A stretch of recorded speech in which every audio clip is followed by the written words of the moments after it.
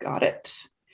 And the third one is a 3D map, a map that utilizes some kind of draping or 3D component. And those can really make, this is a map, say you want to put in a PowerPoint slide. So not by any means all maps you can make, but a sampling. Let's look at these kind of quickly here. So this first one is black and white study area map for a journal publication. You'll notice it's got graticule and coordinates on the outside. Some journals require this. It's not, we don't put this on every map. It's got a really clean legend. There's no need to say, here's the legend. It's got a nice overall balance. It's black and white, so it's free. It's got good figure ground contrast. The key pastures that we're interested in stand out. It's got a subtle north arrow, a nice clean scale bar, a good inset map. So overall, really clean and very informative. Some other features of the second color map, it's got good overall balance, limited blank space, and that blank space is actually filled with this color grade, so kind of pleasing to the eye. Good figure ground contrast, California stands out. Good symbolization that's shown in a very subtle, clean legend down here at the bottom. You can add consistent branding through using a branding toolkit. Shane's going to talk a little bit about that.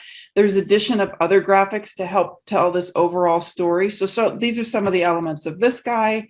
And then this third map, it's a nice overall balance. It's got legible fonts.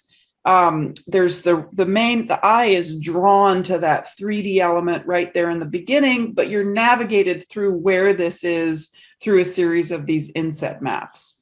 So just a couple of thoughts about those. And we're going to do it all in Esri software. And some of you, if you've been to some of our workshops before, you know we talk about what Esri does very well. And Esri's flagship software, desktop, is Pro. That's what we'll be working in today. The cloud-based option is ArcGIS Online, and we've done a lot of work with that throughout the fall, and they both have their strengths.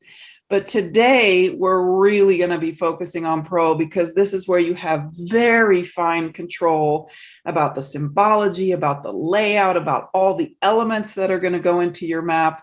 You can do some of this online in ArcGIS Online, but you really can dig into it and make some of these things quite gorgeous in Pro. So that's where we're going to stay today.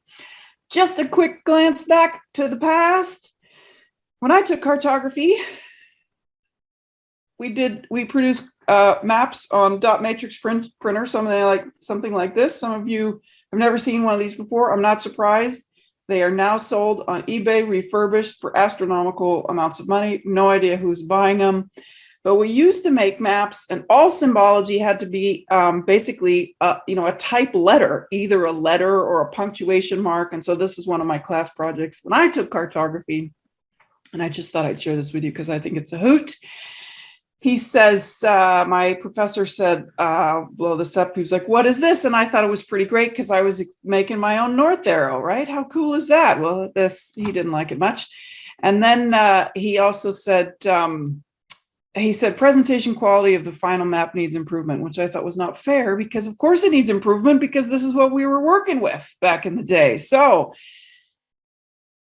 But just because digital cartography is so much more easy to make and, we can do so much more with it, it doesn't mean you shouldn't put effort into making it beautiful.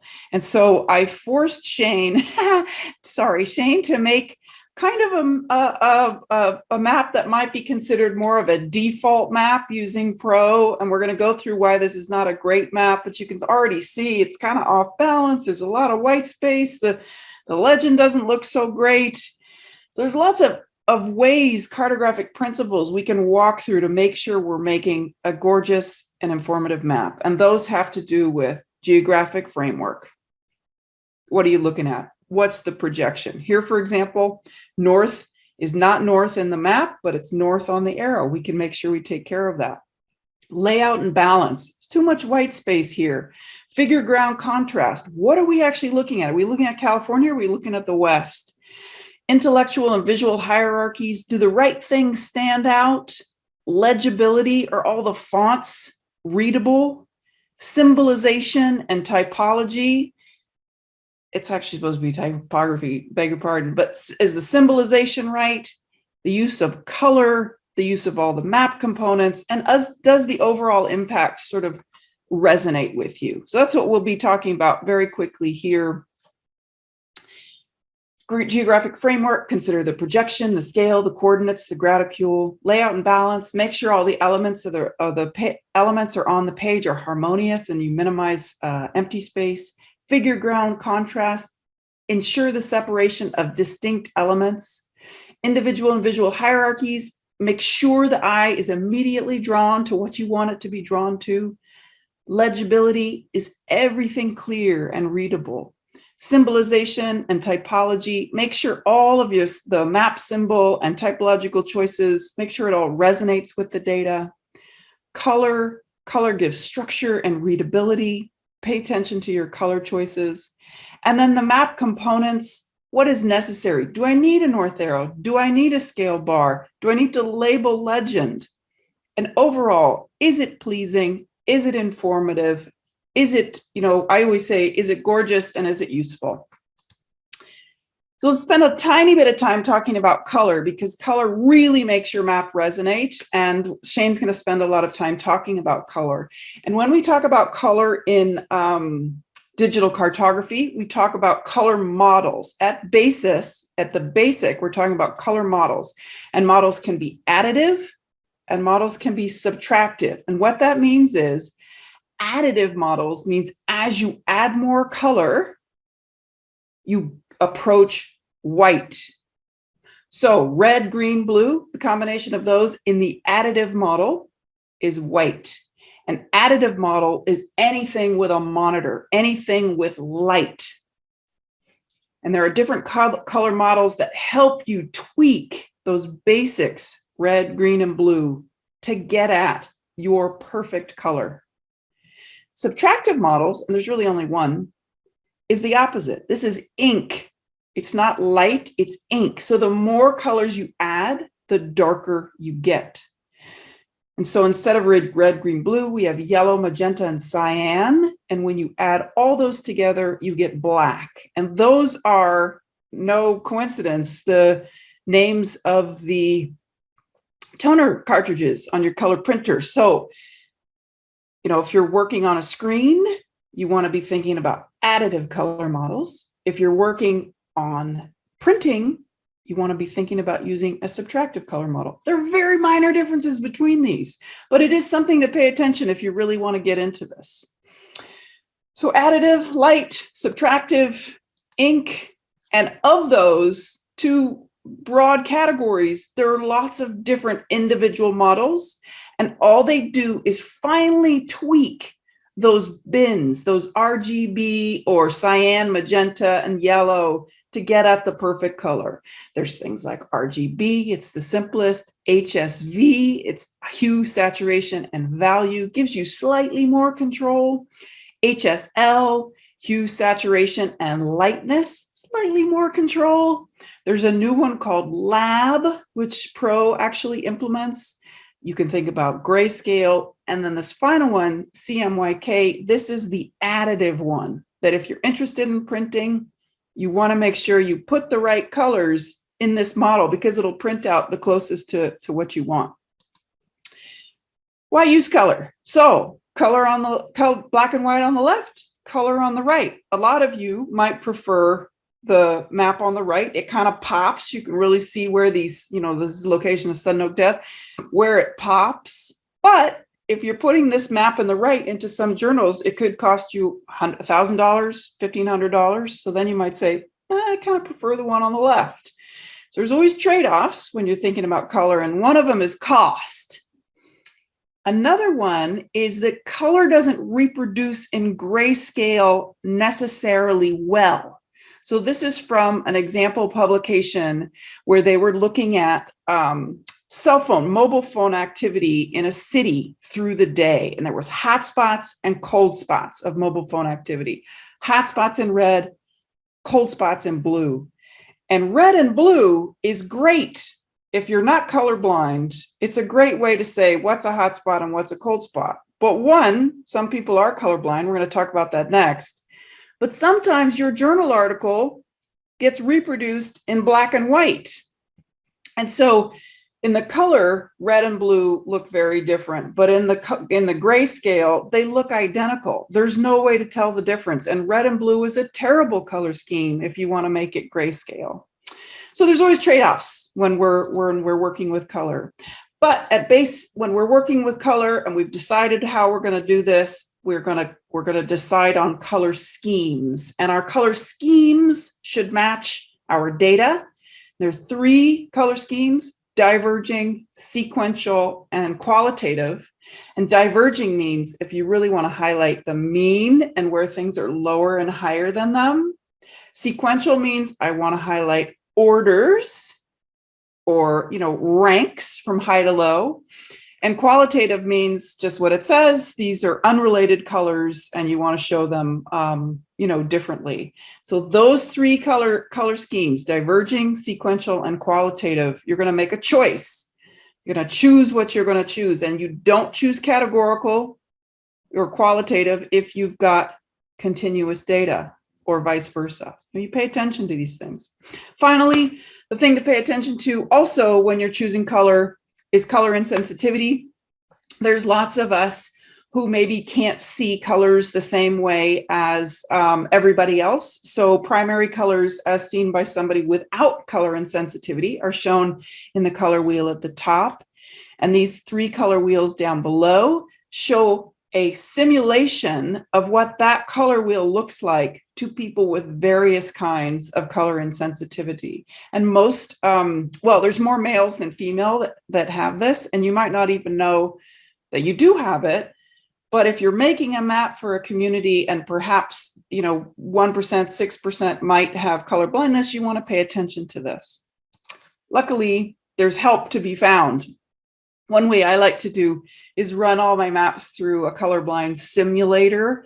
There are lots of them out there. This is just one I use. Takes your map here and then runs it through what it looks like to a person who has these various kinds of color insensitivities. And you can see Shane's map, actually it looks different, but it gets, the main message still comes across because of the color scheme that he chose at the beginning. So it's a good kind of a screen.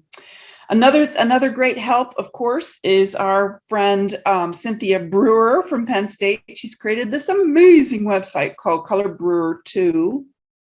And it basically has this, it's sort of the South counties of the Southeast. And then you can walk through and you can say, okay, I want to pick sequential color schemes, diverging color schemes, qualitative color schemes. You can say, give me the ones that are colorblind safe, give me the ones that are print friendly, give me the ones that are photocopy safe. And then you can also, it will actually spit it out in the color model that you might be working with, RGB, CMYK, whatever. And Pro has a nice crosswalk to this. So this is a great tool. When we get into Pro, and we're going to start very soon, the best control you have for your maps is via layouts. Layouts are amazing that you're going to work with creating a map with all of your data, and then you're going to pull that map into a layout where you're going to be able to make all of these changes, create all of the elements you need. That's what we're going to work on when we get to the workshop momentarily. I do want to reiterate that the properties, you're going to get into this in workshop, but there's so much you can do with every single point or line or polygon or pixel with respect to the properties. You can customize them so well. You can really make them pop and shine and do all sorts of stuff. And Shane is a master at all of this. And then when you're ready, you go to the output part of the ribbon and you share your data out either as a web map or a paper map or a PDF or a JPEG or a PNG, all of this stuff. So we're going to talk about that in the workshop. Finally, well, very, very close to finally, it used to be that you had to, if you wanted to do some of these fancy dancy things like drop shadows or transparency or cool insets or, kind of halos around text, you used to pull your stuff out of Pro and put it into Adobe Illustrator. But Esri's done a wonderful job on this property stuff, and you can really do all of this and more by staying in Pro. So quickly, here's a little walkthrough. This was Shane's, by force. I forced him to make an ugly map, and then he made a pretty map. And so before and after, and honestly, there's, just some slight changes that you can think about doing. Here's some of the problems with this one. It's not a great color scheme, lots of blank space. This north arrow is ludicrous. It's way too ornate, and it doesn't even point north, because north in California is along this axis here. Don't label your legend. It's not necessary. You don't label your map, so don't label your legend. These are all the default names of the layers. That's a no-no also. Spend a little time, customize them. Symbolization doesn't really mean anything. There's no figure ground contrast. The scale bar has way too many divisions on it. It's way too precise. The coastline is jagged and rough. It needs a clip.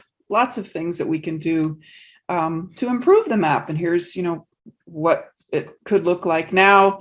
It's got a good projection. North is north. Overall, nice balance. Good clean legend. Consistent color scheme. Resonance through. Good figure ground contrast. Good symbology. Additional graphics to help you tell the story. And all of this was done in Pro.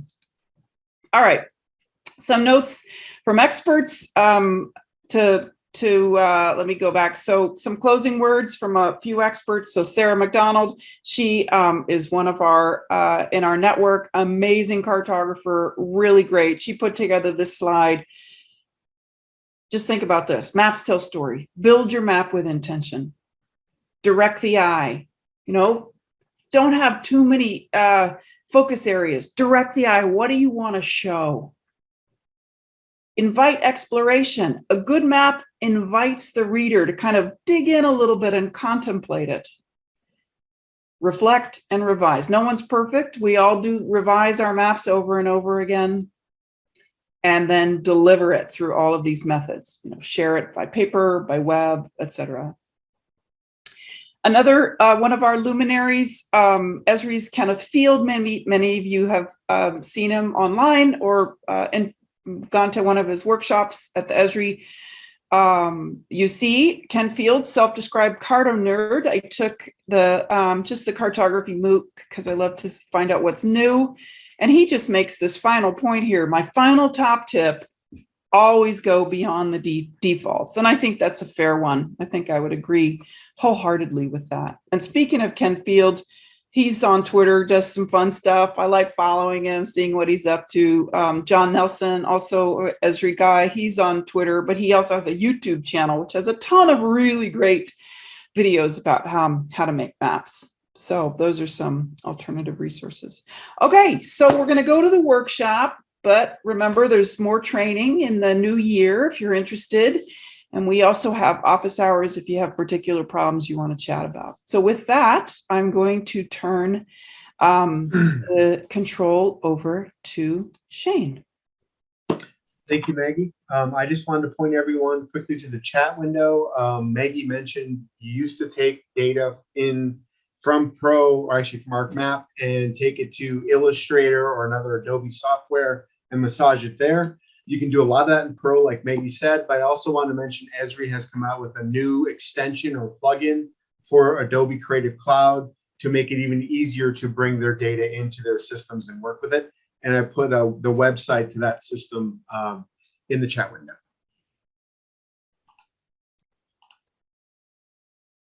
Let me know if you can see my screen.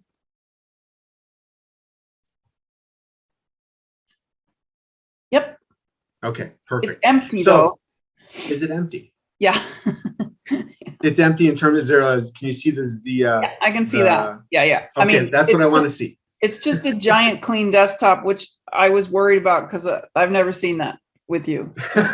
Understood. I took everything and put it in a folder. Made it not clutter. Okay. So I just want to walk you all through real quick. You should have downloaded the zip file of for this exercise. If you have not, I'm going to quickly drop into the chat window the locations of those files. So you should be able to get the data as well as the exercise and even Maggie's presentation. It's now available if you'd like it. And when you download the zip file, what you're going to get, it's going to be called Cartography Workshop.zip.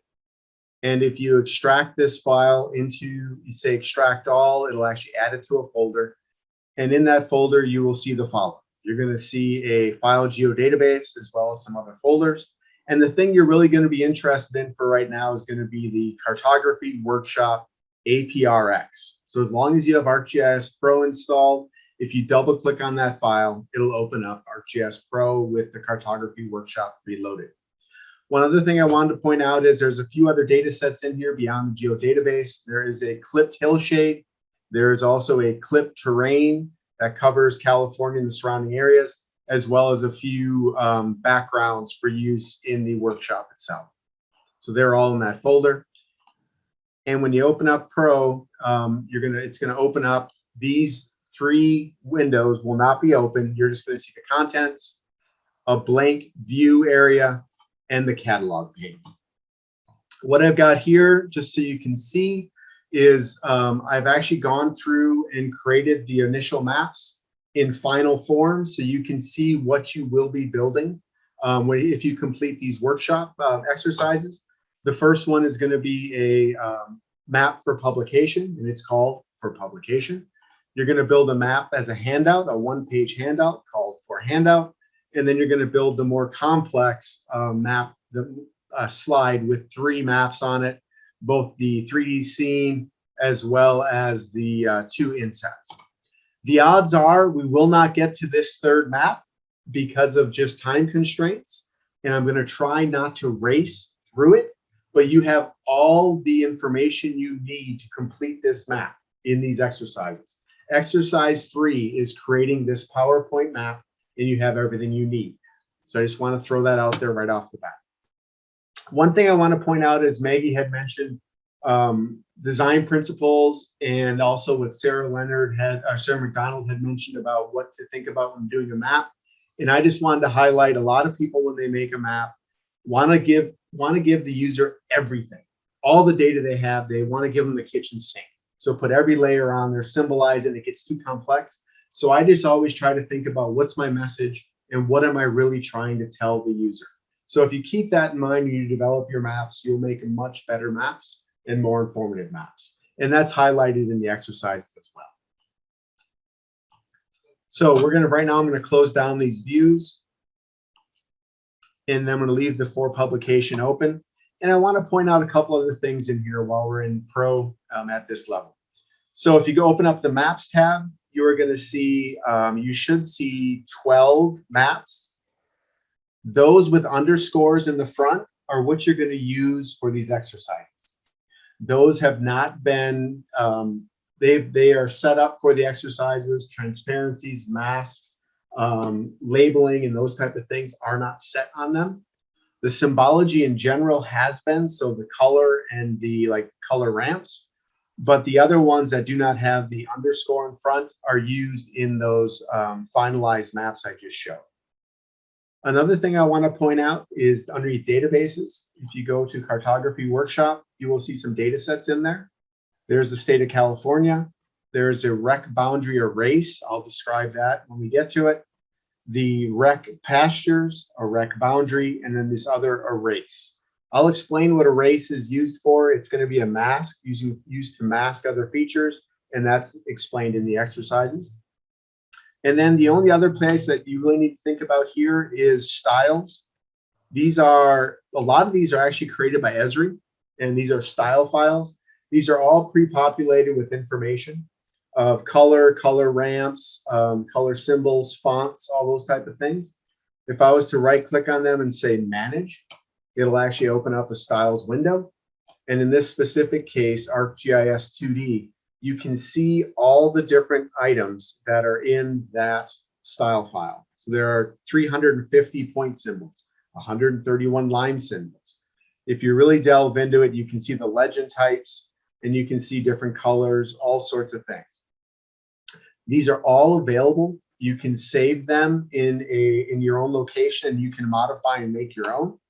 And in this case, I actually created a custom style for use in this workshop, as well as for people in UCANR. I went to the University of California Ag and Natural Resources branding page, and I was able to create a style, and it's pretty minor, but there's five fonts in there that you can use for maps. These are fonts that they recommend in their branding toolkit. Also, if I go back to ANR again, and if I go back in there, I've also created, see if I can get to it, 13 different colors to use, and these are specific to the ANR color brand. And if you go in here, you can actually see the actual properties of that. In this case, it's using color mode RGB. So these are the RGB colors, as well as transparency. And you can choose the different color models that Maggie had mentioned in her talk. Also, you can bring in hex colors, which are commonly used in web programming to define different colors. So all these things are available. And I just wanted to point out there is an ANR style built in, and we are going to be using that when we set colors of different fonts, symbols, and different things in the maps. And by default, when you go to your color, this custom one shows up first. It'll be at the top of the list by default. And I also wanted to point out that Maggie had mentioned ColorBrewer. There is actually a ColorBrewer schemes in here as well that you can open up, and you can use those colors that are derived by Miss Brewer. So with that all said, let's begin. Any questions before I start? I'm going to assume not. So we're going to start at exercise 1. Oh, before I do that, though, I should point out in Pro, when you start it up, you actually end up with a ribbon on top. This is just like Microsoft Office. It's contextual. So if you're in a layout, the layout's going to show, it's going to show layout here. If you're in a map, for instance, the four handout map, you'll see that your contextual ribbon changes to map instead of layout, and you have different options available. And when I say go to the ribbon, this is what I mean. If I say go to the insert tab, there's tabs across the top. So you're going to go to the insert tab. If I mention go to the insert tab, and let's say go to the layout templates group, this is what I mean by groups. You'll see names at the bottom in the ribbon that describes what's grouped there. And if I ever say go to a drop down, I mean go to the drop downs that you see in the ribbon. And you can see those on the right. I see that some people are saying that they don't see anything on their screen right now. You won't see anything right now because when you first open it up, this is what you're going to see. You're going to have all these things in the contents pane will be collapsed. There'll be nothing in the view, and the catalog pane will be empty, and the content pane will be empty. So what we're going to do right now, though, is we're going to actually create a new layout. And the new layout is going to be for this map that we're going to create. It's going to be the publication map. As part of my work in ANR, I create a lot of maps. And I just want to point out to you all that there are a series of questions I often ask people if I'm going to be making a map for them, or even if I'm going to make a map for myself. So in this case, and we're talking about the publication map, what am I building a map for? So what is the intent or message? In this case, I'm going to prepare a map for publication in the scientific journal. And this map will be a project's research plots at the Hopland Research and Extension Center in Mendocino County. And then there's additional questions. Is there organizational branding you need to follow? In this case, no. Is it a standalone map, or is it in the publication? And if you follow through on the notes, you'll see this. It is for a publication. The page size is going to be letter, so 8.5 by 11. How big is the map in that publication? In this case, it's going to be a 1/4 page. Then since it's going to be on a page, you want to know things like what's the margin around the page? Is there an alley, or is there space down the middle between columns? Because you need to know these so you can properly size that map. Because the last thing you want to do is make a map that looks really good. Let's say you build it on 8.5 by 11, and then have the user try to shrink it down the 1/4 page. All your fonts are going to shrink. It's going to be less readable, and it's just not going to be a good representation of what you're trying to show. So by asking these questions, you can design your map from the start to fit in to fit into that material or publication you're trying to design it for. A few other questions. So beyond is there an alley or not, is what font is the publication going to be in? In this case, it's going to be Arial. What's the font size in the publication? What color space are you using? Grayscale. In this case, orientation is going to be portrait. And in addition, one additional requirement that we're going to build into this map, and I should have actually just opened it up so you can see it, is we're going to add a gradical, because more and more publications are actually asking for gradicals to be included on maps. So I'm going to show you how to actually create a gradical on a map inside of ArcGIS Pro. So this is going to be the map that we are going to build. This is in exercise 1. And you can also, if you follow along the exercises, you'll see other key things like the light gray base map, what layers we're going to have on there, and what we're really going to be highlighting is going to be the pastures. So let's give this a go, and let's see if we can build this out. So if we start off, we're going to go down to follow. If you're following along, go to step 3.2 under Create Layout and Set Guides. So if you go to Insert in the upper left-hand corner, and you're going to say Insert New Layout, click the button for New Layout, and it's going to come up with a generic list of layouts. And right now we are going to choose ANSI. Underneath ANSI Portrait, choose letter 8.5 by 11. It's going to insert a layout view, and it's going to be a blank layout view. And the first thing I like to do once I create a layout view is I want to set my margins. I want to set any guides I have so that I can snap map frames and other objects to those guides. And I try to do that right off the bat. There's a couple ways to set guides. You can do guide by guide. So if you were to go up to the ruler on top of the screen or along the left of the layout view, if you right click, you can just add an individual guide, and it puts it wherever you had your mouse, and you can slide it around. So you could put it at 1/4 inch if you wanted to. But one thing I found just recently is if you right click and you say add guides with the S, it'll pop open a window. And in this case, we can actually define guides we can actually set guides to define our margins by choosing both. Placement is from offset from edge, and we're going to say 0.5, so 1/2 inch from the edge. If I click that, if I accept that, it'll actually add margins to your page at 1/2 inch. If you want to further divide that into quarters, so you get the quarter page, do the exact same thing.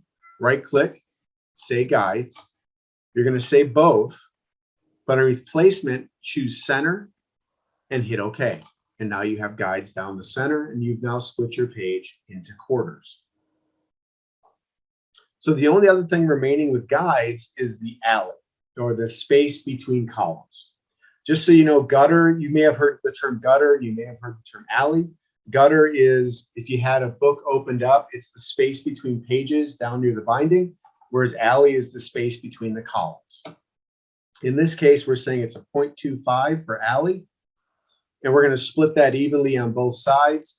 So we are going to create an alley at, for right now, since we're only going to use one side of it, if we go up here and say add guide, we're going to say vertical, and the spacing on that is going to be 4.125. And if we go 4.125, it's going to give you, it's going to create another guide 1/8 of an inch to the left of the center line. So now you have the guide set up for where you're going to create your map. So the next step, we want to add a map that we've already created. And this map is actually going to be called, we expand the maps, it's going to be called for publication. And there are two that say for publication. There's for publication and there's underscore for publication and underscore for publication inset.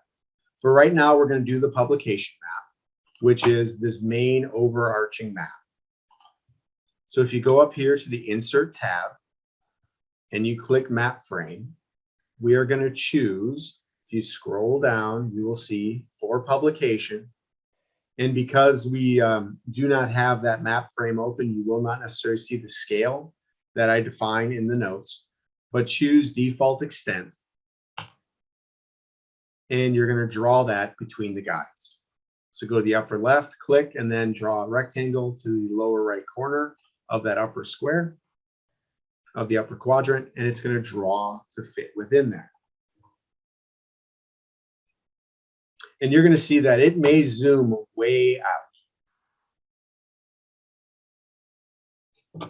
And you could also, as I said in the notes, I'll delete this one in a second, you can also go in, and you don't have to draw. You can go in, I'm going to go back to for publication. And if I just click on the map, it'll actually just draw it there as well. And then you can reposition it yourself. It's however you want to do it.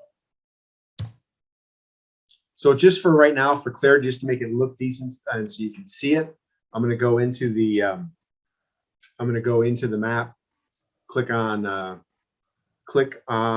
HREC boundary, and just say zoom to layer, just so you don't see it all the way zoomed out. One thing you may notice is if you zoom in a little bit, you'll see all this text in the lower right-hand corner. This is added by Esri by default because of their base map that's being added to the map. And this just lists all the sources of data that's being listed, that's being shown on that base map. And when you're mapping or creating a layout and a map for publication, you may not want that middle of your map. You may want it somewhere else, but you may not want it in the middle of the map. So a way to get that out of your map frame is you're going to actually create a dynamic text box and add it to your map, and it'll pull that text out. To do that, go to the Insert tab, the Graphics and Text group, underneath Dynamic Text, and you're going to scroll down until you see Service Layer Credits. If you click that and draw a rectangle somewhere on your map, it'll pull those automatically out of that map frame and put it inside of that dynamic text box. In this case, since we're not going to use those data in this publication map, we can actually go in and we can turn that off. So if you go to the layout, if you go to the contents pane, under layout, you will see text, and this is actually the text box. It's the service credit text box. If you just uncheck it, it actually goes away. And you can always collapse your map frame temporarily and move that service credit text box to the bottom. And now it's no longer on your map. So far, we have created a map frame, added it to the map, and gotten rid of the service credits. And now we are down to 3.6, and this is going to be adding the gradical. And so there's some people refer to them as grids, some people refer to them as radicals. In Esri, they're called grids. So we're going to add a grid to this map frame, and then we're going to format it. When it's all said and done, we're going to remove the internal grid, and we're also going to remove the ticks and the numbers from the right and bottom of the gradical. As you can see from the final version, the gradical will not have anything on the bottom or the right-hand side. So to add a gradical inside of this map frame, what we're going to do is we're first going to select the map frame. By selecting the map frame, and then go to the Insert tab. Underneath Map Frames, you're going to see a heading or a button for Grid. If you click on the drop down next to Grid, you'll get several different options for grids. And right now, we are going to choose the second one in, called Black Vertical Label Grid, which basically means the labels are going to follow the axes. Unlike the first one where you can see the labels just stand out from the axis, on the second, they're in line with the axis. If we click on that, it'll actually add it to your map frame as an object, as an element, and it's available also on the map. And in your map should now look very similar to what you see on page 6. So now what we want to do is, like I mentioned, we want to first we're going to format it. We're going to go in.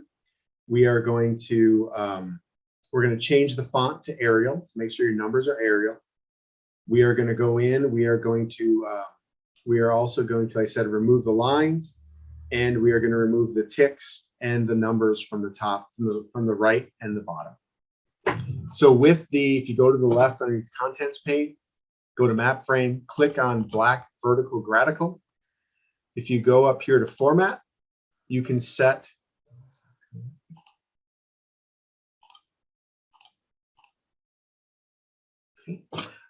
if you go to, we're going to shift that. If you go to bring up the properties in the right, and if you go to labels, you can change the appearance. Once on the labels tab, you can either change it here and say from Tahoma to Arial, or you can go on the text symbol up in the ribbon and change it there. So if you start typing Arial, it'll auto-complete and it'll actually show it in Arial.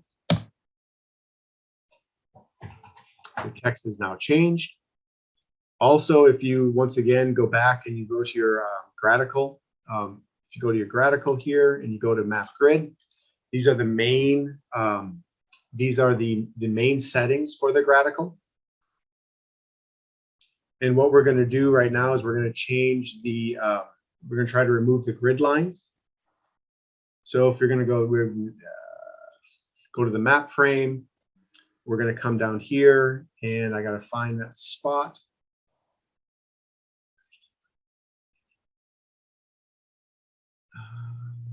One moment. So we're going to go to the components tab, go down to grid lines, and then you can see under appearance symbol.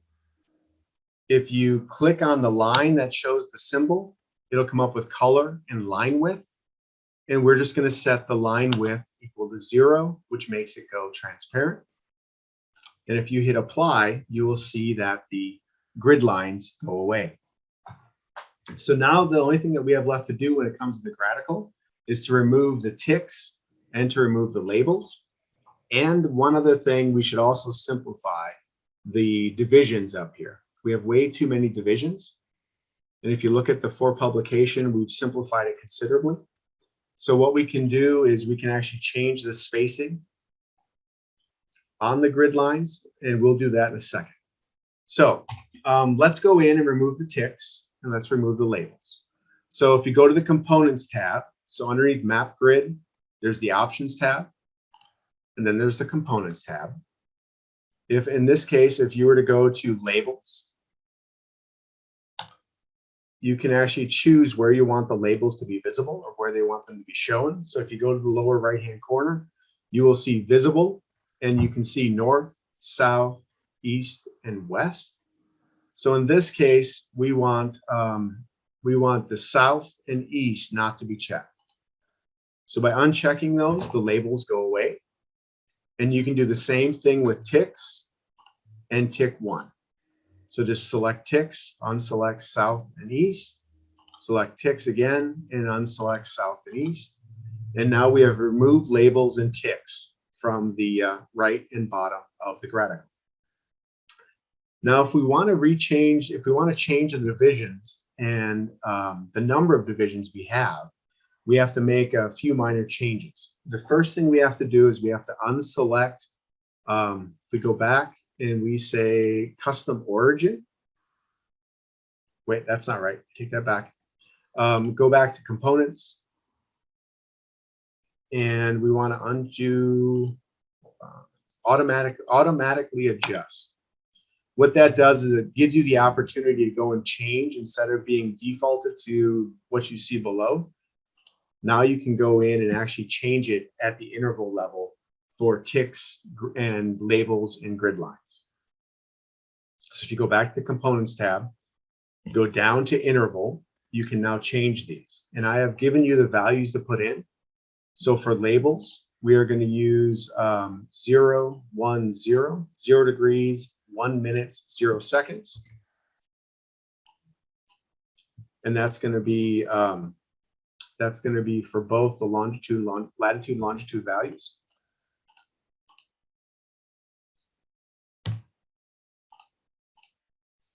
And do the same on the ticks. but now, and the TIX1 is going to be the same thing. It's going to be 0 degrees, 1 minute, 0 seconds. And we want that both latitude and longitude. TIX is going to be 0030, and grid lines are going to stay 0030. By doing that, you can see how it has definitely simplified the graphical and what it looks like on the screen.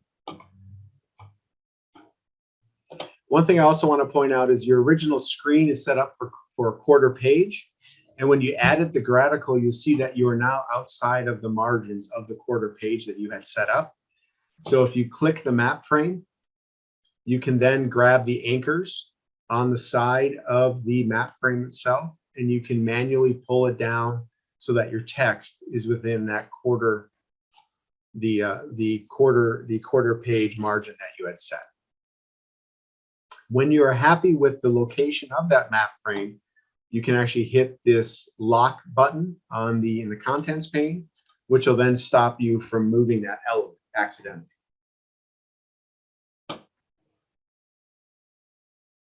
And if you want to be really precise, you can actually go into the properties of this frame, and you can set the actual location using the values set on page 8. And if you go to the map frame tab by selecting map frame, double click on map frame, it brings up the properties, and go to the placement tab, which is the 4th one over. You can actually set the width, the height, and the position.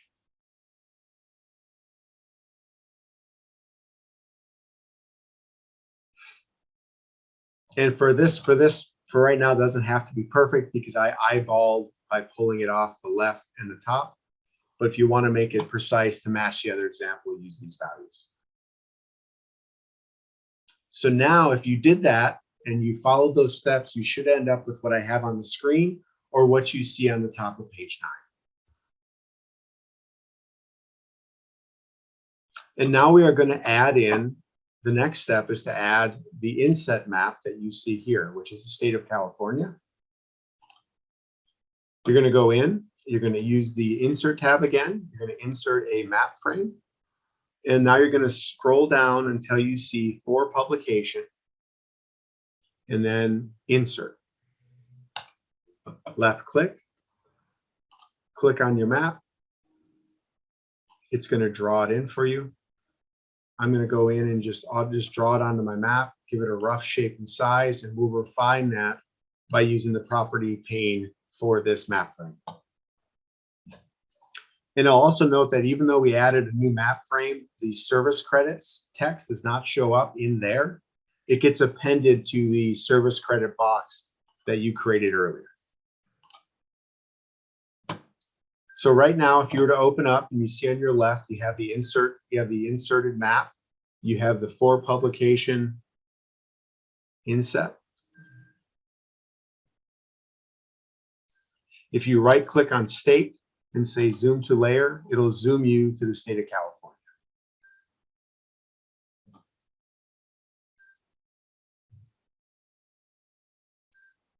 And now we are going to quickly go through this next step down to create additional map surrounds, and then y'all can take a break. So let's position this box properly. So if you were to right click on the map frame 1, it's going to bring up the property pane. Go to the placement tab again. And now we are going to set the following properties. The width is going to be 1 inch. The height is going to be 1.5 inches. This is a small map. The X coordinates is going to be drawn at 3 inches from the bottom.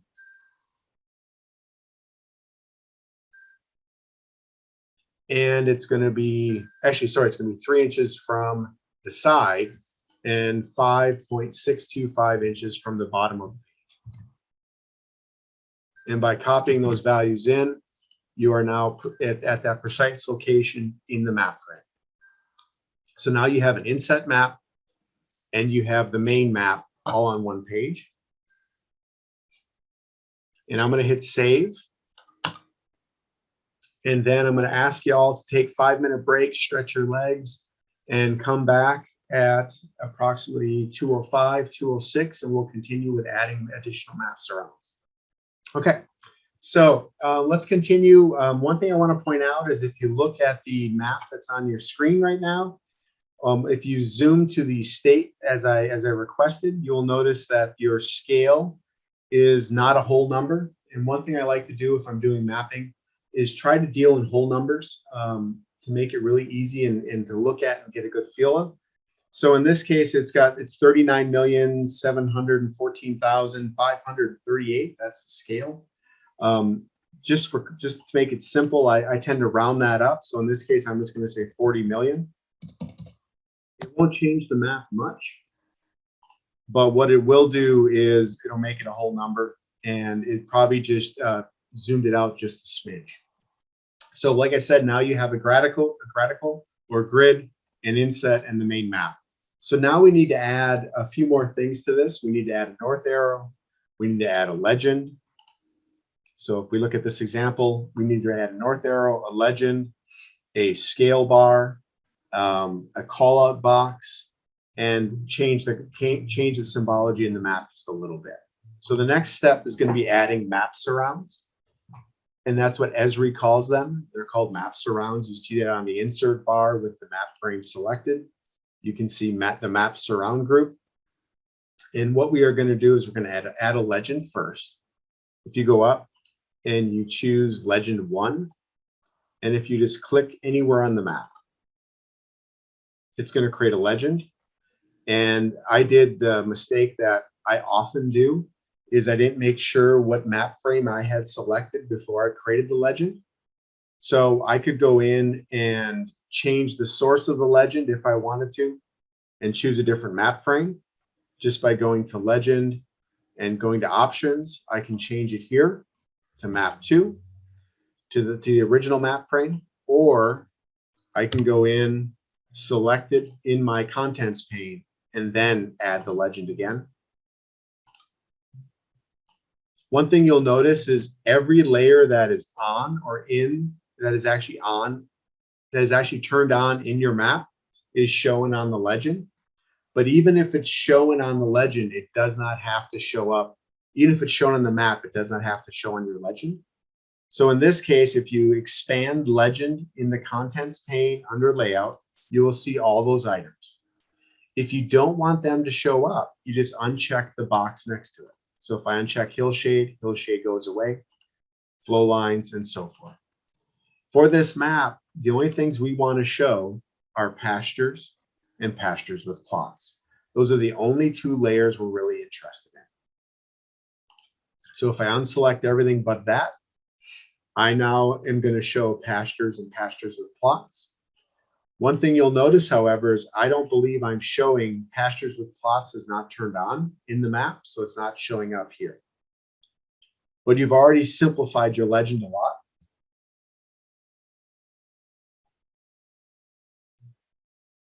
And one thing we want to make sure of is we want to make sure that the fonts of this legend are also consistent with what we've been asked to produce in this map. One of the requirements was it had to be an Arial. So if we select the legend itself, and if we go to text symbol, we can see what's being used. And in this case, it's not Arial, it is Tehoma. Tehoma, I can never pronounce it. But if you go there, if you start typing Arial, it'll actually bring that to Arials. AR will bring you there. You hit enter, apply. And now everything inside of that legend should be Arial. So I'm just going to quickly go in and just verify that. Yeah, so I just went to the layer names or the headings, and they've all defaulted now to Arial because you set that at the legend level. Now, one thing that Maggie mentioned was you don't need to say legend on top of your legend, just like you don't need to say map on top of your map. By default with the Esri tool, when you add a legend, it does exactly that. It adds legend. So I'm going to go up here underneath this heading, change it back to legend, and I will see here's the name of the legend called legend, and I'm just going to say don't show it. I'm sorry, wrong. Go down to legend title and say don't show. It'll get rid of that legend title, and now you can see all that's in there is pastures. but your legend is really quite large right now, and it's not where we want it. So we're going to go in and we're going to set the very specific properties of where to put that on the map. So once again, let's say if the property pane wasn't showing, you would double click on legend in your contents pane. It'll then open up the property window. And if you go to placement, and if you type in the values you see here in the table below, it'll place it right where it needs to be for this publication. So 1.85 in the width, it's going to be 1 inch high, and we want it to be 2.2 inches, 2.2 inches in the X and 10.15 inches in the Y. And if I hit enter, it's now going to place that right in the middle of my map. And if you look right where I want it to be, above the boundary for Hopland Research Extension Center and within the boundaries of your quarter page map. And now I said that that layer was turned off by default. If I was to turn on the pasture with plots, just so I can show you, it'll show it in the legend just by turning it on in the map itself. So now we have a legend. So now we need to create a north arrow. So we've got a legend, we haven't done a scale bar, and we haven't done a north arrow yet. So the next thing I'm going to add is a north arrow. So once again, we're going to go to the Insert tab. We are going to move to the Map Surrounds group, and we're going to select the north arrow drop down. And you can see that Esri provides a fair number of north arrows, and you can choose more. But in this case, we're going to use the default of the ArcGIS North 1, which is the very first one you see. We're going to click it and click somewhere on your map, on your layout. And you have a north arrow there. One thing you're going to notice, if you look at it closely, it's slightly rotated. Even though north is up on this map, we can fix that by selecting to bring up the properties for the north arrow. Go back to options, and you can have it show true north. You can have it show magnetic north or map north. In this case, we're going to make it map north, which will make go straight up and down.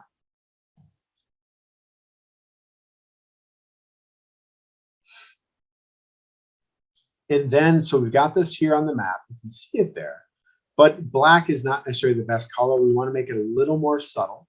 So what we're going to do is we're going to change it. We're going to change it to gray instead. This is going to be our first use of the ANR style that I mentioned earlier. So with the north arrow selected, if you go to display, it'll actually show you, gotta get the right spot. Sorry, choose symbol. So once again, since I didn't give you the right directions, go north arrow, underneath options, click on the symbol itself, and now go to the color. And by clicking the colors, you'll see all the different styles and colors that are available. And we're going to use, for this case, we're going to use the ANR palette. And we are going to use warm gray. That's what it's called. Select that and then hit apply. And now you can see it's gray instead of black. And now let's refine its position again, so it's more similar to what we have here on this map, on the final map. We are going to go to the placement tab once again, and we're going to change these values. So 22, they're very close right now, 4, 5. And then the important values are going to be 0.9 and 6.17. So it's going to change the height placement. It lowered it down a little bit to the lower left-hand corner, and it's gray. So now we have the legend, we have the north arrow, and now we need to place a scale bar. So once again, if you go to Insert, Scale Bar, and like I said earlier, this is a map for a scientific publication, so we don't want to use miles or imperial units. We want to use the metric system. So in this case, we're going to use the scale line 1 metric, which is going to be down underneath metric in the very first option. And we are going to click on the map. And the scale bar comes in rather quite large. One thing I want to point out is we're going to make a few changes, but I just want you to see that when you place it, and if we move it down so you can see it clearly, as you change the dimensions of the container that the scale bar is in, the scale bar divisions change and its labels change accordingly. So what we're going to do is we are going to reposition that. We're going to change the font. We're going to reposition it and change the number of divisions and then place it on the map. So in order to change the position of, to change the number of divisions, we are going to double click on scale bar. We are going to go to the divisions tab or the properties tab. And we're going to change divisions from 2 to 1. And we've already said that simplifies it a lot right there. And now we're going to change the position by going to the placement tab. And once again, this is to mimic what we're seeing on the final product for publication. If we change this to what we see in the table, 1.65, as well as 0.32, you'll see that first it shrunk. The number of divisions are being shown is compressed. And now if we change the left and right, where it is left and right in the map, we're going to see 0.78. And how far from the bottom of the page, it's going to be 5.62 inches. By making these changes, it's going to snap it to be in the lower left-hand corner of the map. And one thing that we should also do is verify that this is indeed Arial font. So with it selected, if we go up to format, we can actually go and see what it is. And it is Arial and it's 10 point. So by default, it is the correct font. So now we're getting really close. But one thing you may notice is the main map is now is underneath the scale bar you just added. It's actually crowding the inset map in the lower right-hand corner. So what we're going to do now is we're going to change the position of that main map. So if you go down to the, we're now starting at the top of page 13. We are going to change the view, the extent of the map itself. And to do that, we have to activate the map so we can interact with it and not the layout. To do that, go to map frame, main map frame, not map frame 1. You're going to right click and say activate. And now this is going to work just as if you're in a map view instead of a layout view. And I can go here with my mouse and I can grab the map and just move it to wherever I want. In this case, I'm going to give myself a little more room from the right layout. And I'm going to move this up. And let me see. That looks pretty good.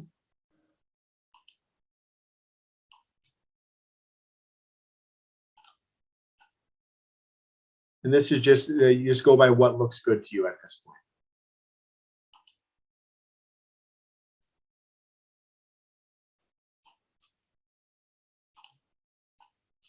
Pardon me. One thing I'm noticing, I'm slightly still overlapping kilometers on the lower part. So I've moved it up and it's now good. So if I go back to the activated map frame tab up in the upper part of the above the ribbon and choose close activation, I'm now back to the map view and I've shifted the map accordingly. With any of the map frames you're going to use throughout this, you can go in and reposition the map itself by activating the frame and doing it that way. That is the cleanest way to actually change scales and extent of the data. Okay, so now we have the basic map, but we really can't tell the difference between inside the Research Extension Center boundary and outside. It's darker, so it's hard to see the legend. It's kind of hard to see the scale bar and even the north arrow. So what we want to do is we want to try to give emphasis to things inside the rec boundary. the Research Extension Center boundary, and to better highlight the pastures where these activities happen. So we're going to do that now in the next section. So what we're going to do, we're down to section 3.12. We're going to go in and we're going to show the rec boundary erase layer. And you can see how it covers everything outside of the Hoffman Research Extension Center. And what we're going to do is we're going to change the color of it. And then we're also going to set a transparency. So it just de-emphasizes everything outside that boundary. So if you click on the pink symbol in the contents pane underneath the rec boundary erase, and then go to properties, we can change the color. So underneath color, hit the drop down, and we're going to set it equal to white, Arctic white. Hit apply, and now you can see, now you only see with what's inside the boundary. But we're going to do one more thing, and we're going to set a transparency on that layer.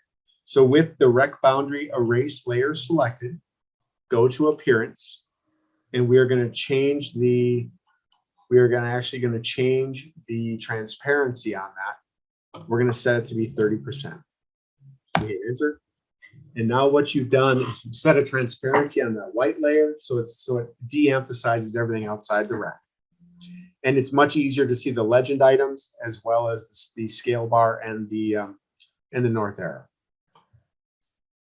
So now if we want to go in and we want to see those pastures with plots, we should turn that back on. So if you go underneath for publication and turn on pastures with plots, you will now see those 3 pastures and at the Hoffman Research Extension Center. And they are a slightly darker gray, and they have a white boundary instead of a black dash boundary. And we're going to go in right now. We're actually going to move the location of that up so that the white boundary is on top of the black boundary, so you don't see it. So now you can see that the county layer is more prominent, not the county. The selected pastures are more prominent.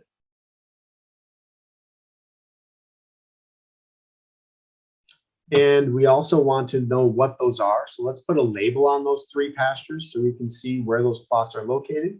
To do that, we're going to go to the map frame again, the pasture with plot layer. We're going to right click. We're going to say label. And you see 3 labels. You see James 3 or James 2. You see Upper Horse and South Pasture. Now, one thing you may not want to see how Upper Horse is over the top of the boundary, and it's covering up the boundary of the pasture, whereas the other 2 fit nicely. We're going to try to fit those labels better so that they don't override, and we're going to tell the labels to stack. So how we do that is if you right click on pasture with plots again, and we're going to say labeling properties, it's going to open up the label properties window, and we are going to go to position, and underneath fitting strategy, we're going to go to stack, and we're going to say stack labels. And sometimes this forced split will not be checked. So if when you say stack labels, they don't stack, go down, look for forced split and choose forced split, and it will stack the labels.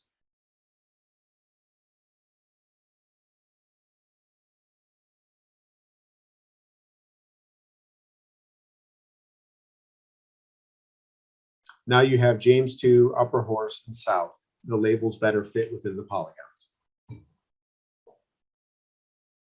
So now the final thing we're going to do to this map to make it match the publication map final that we created, that you got when I sent you this, is we're going to make this call out with this label inside the inset box.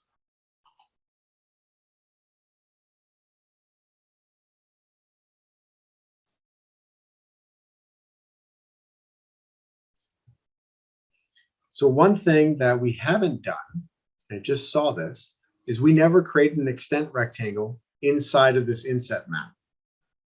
So we have the inset map, and if you follow the instructions, you've already done this. But if you go to the extent map and you click on map frame 1, if you go to the insert, go to extent indicator and choose map frame. And what you're going to see in this lower right-hand corner of the inset, it's actually going to create an extent rectangle. But because Hopland is such a small site in relation to the state of California, the dot is rather small. Actually, it's to say the polygon is rather small. So what you can do is you can actually change the size of that. You can go to extent of map of the map frame, go to symbol, and we are just going to bump up the boundary width of that polygon, which will then make it show more of a dot so you can see where it is. And now we are going to add a call out line and a text box that specifically calls out Hopland Research and Extension Center. So what we're going to do is we're going to add a text box. We're going to go up to insert. We're going to insert text, or rectangle text. So insert graphics and text. So we're going to say rectangle text. Draw a rectangle on the map. And we're going to change the text to be study area.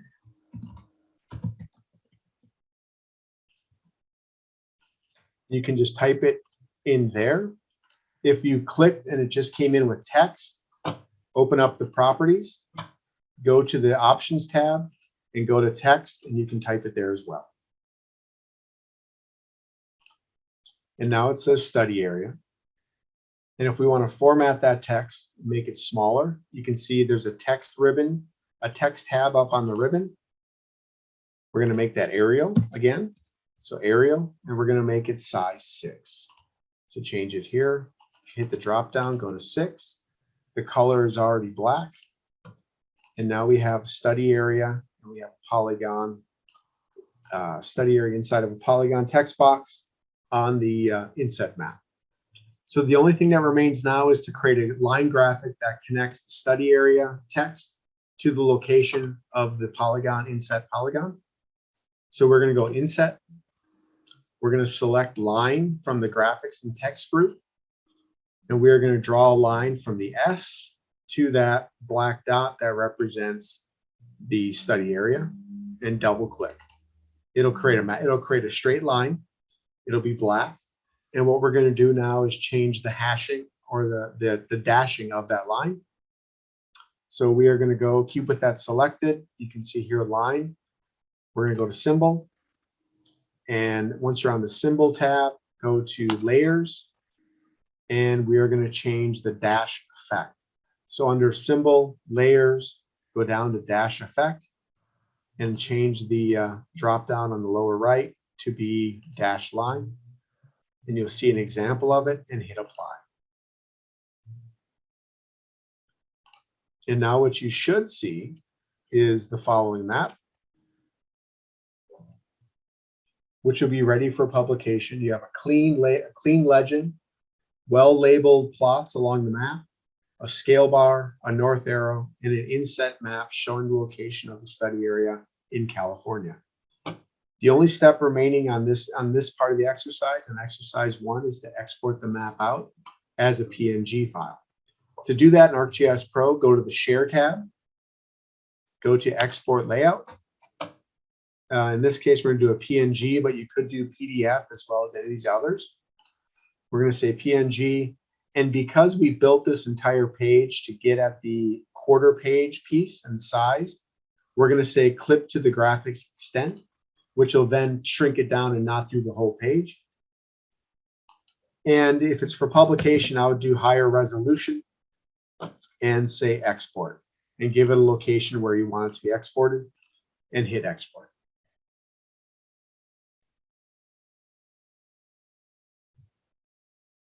And when you're done, you should have that file as an exported PNG file.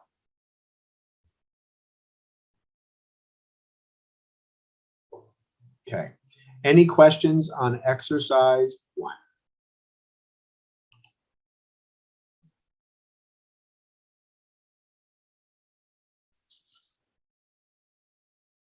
And I will say that making a black and white or grayscale map is probably the most challenging thing, especially if you have a lot of items on it, because it's hard to really differentiate a lot of categories or a lot of features on a map.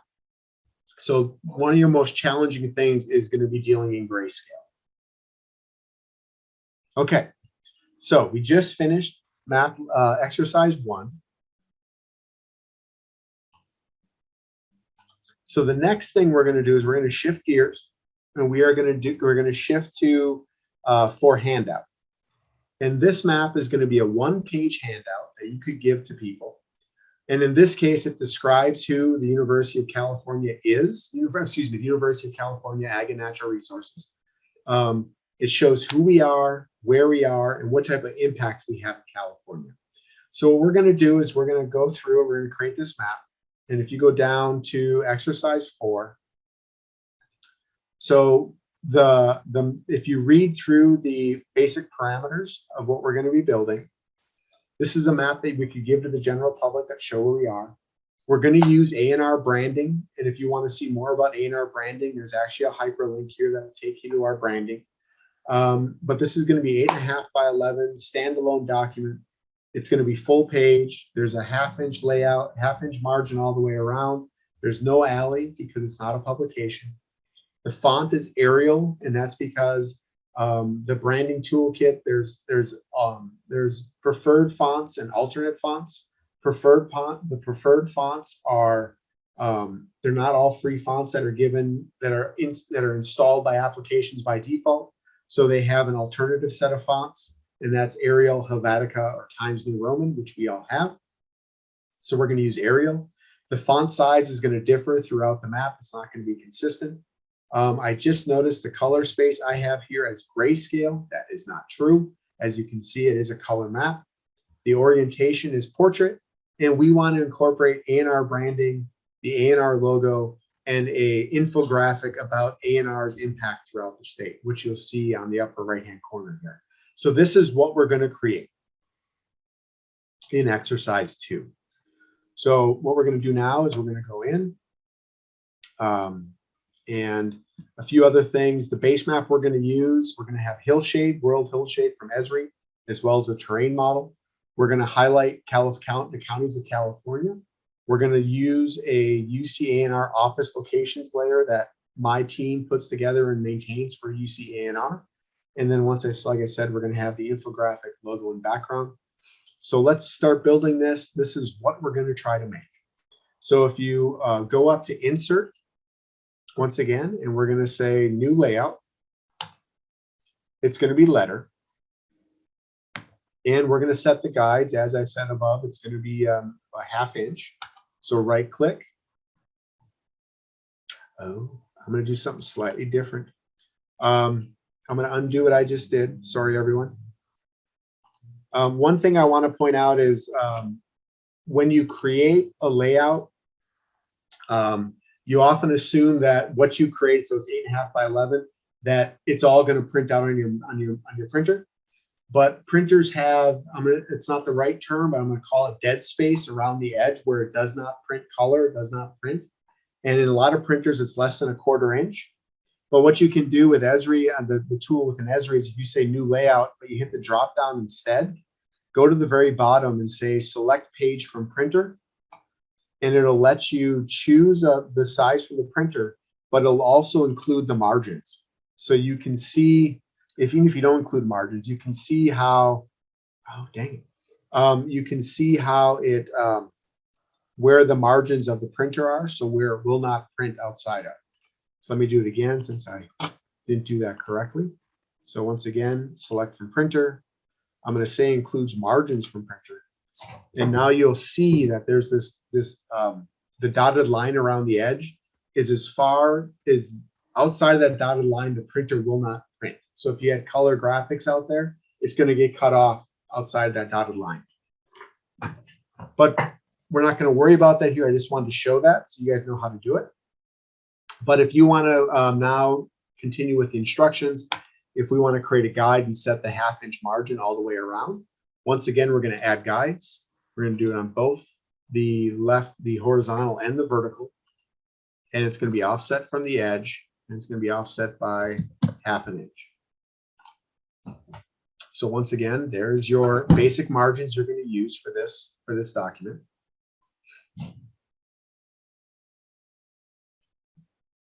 And now what we're going to do is we're going to add in the main map frame. In this case, there's only one map. We don't have an inset, so we only have to add one. So we're going to go up here. We're going to say map frame, and we are going to look for underscore. It's going to be underscore handout. And we can choose any one of these that we want. Basically, what you see for scale for slide and one-page handout, that relates to bookmarks that are set on the map itself. So in this case, I actually set a bookmark for one-page handout.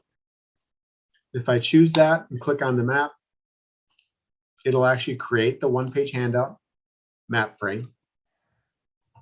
And what you're going to notice is it's definitely smaller than the page.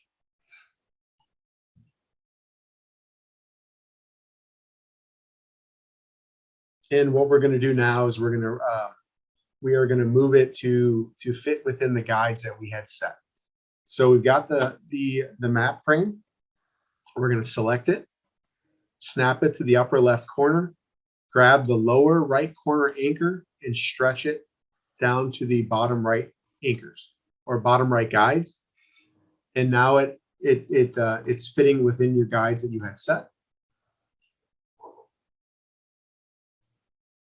And just for right now, we are going to use we're going to zoom to the counties, and then we're going to refine the scale. So if you right click on the California counties and say zoom to layer,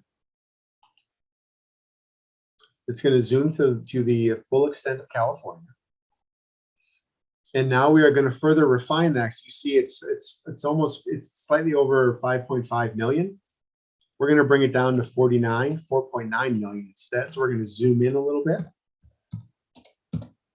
and change that right down to the lower left-hand corner. Ooh, 4.9, not 4.9.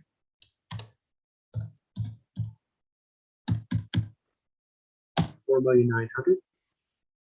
And now it better fits within that map frame.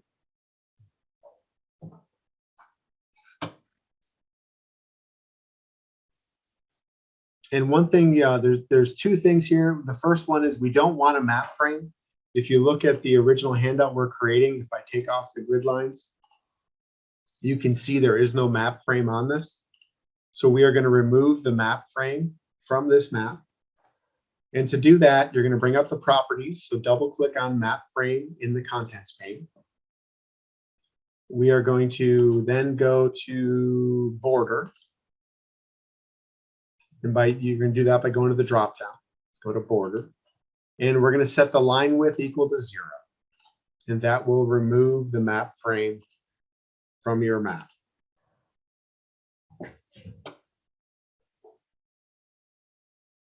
And also you'll notice once again, we have service credits in the lower right-hand corner.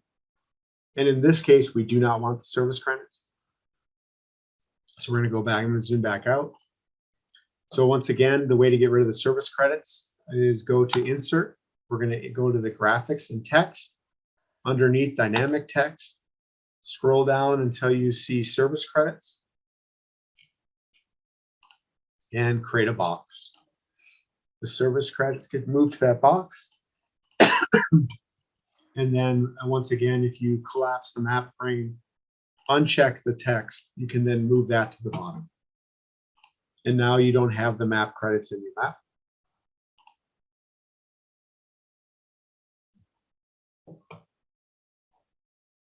So now we have the basic map.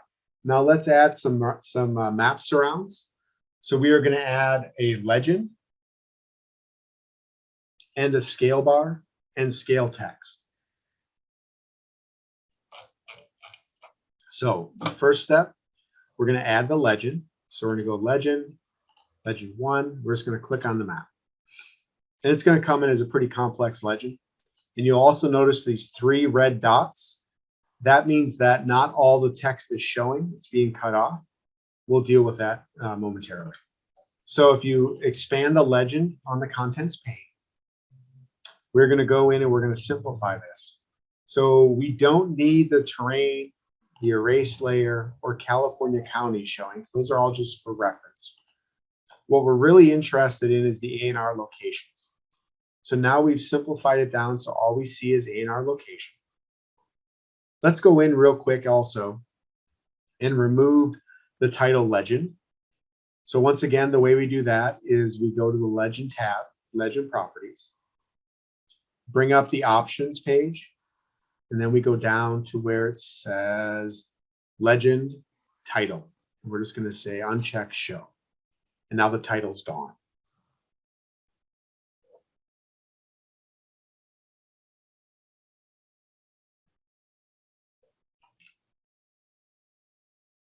Let's make sure that the, let's go in and let's make sure that the text symbol for the legend is going to be Arial. So if we go in again and select legend, so legend's the item, go up to format legend tab and just choose Arial.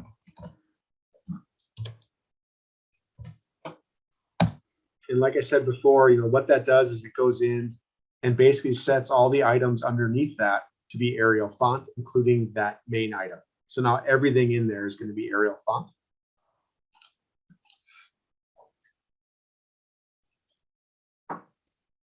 One moment, please.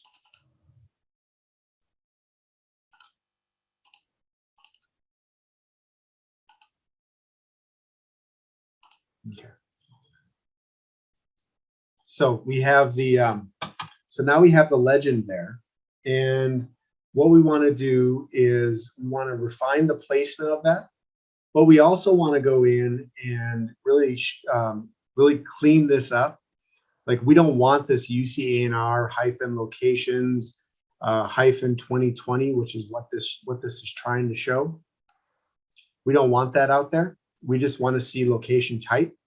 So what we can do is if you double click on legend to bring up the properties again, and now in this drop down, we are going to choose, actually take that back. We are going to go here and go down to layer names.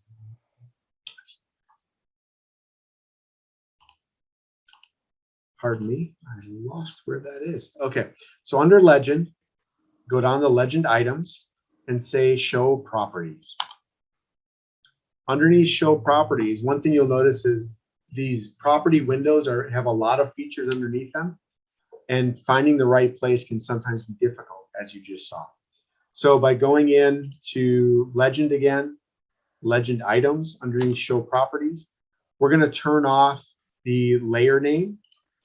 And now you don't see the layer name. You only see the category or the heading, and you see the individual labels themselves. So you got rid of the layer name, which also cleaned up the legend.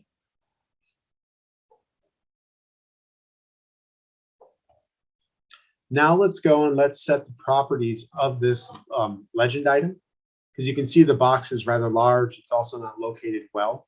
On the example that we're trying to reproduce, it's actually in the lower left-hand corner, where here we have in the upper right. So we're going to go back to the main legend properties, go to placement, and we're going to change the placement. Placement, we're going to say the width is going to be 2.12 inches. The height is going to be 1.125.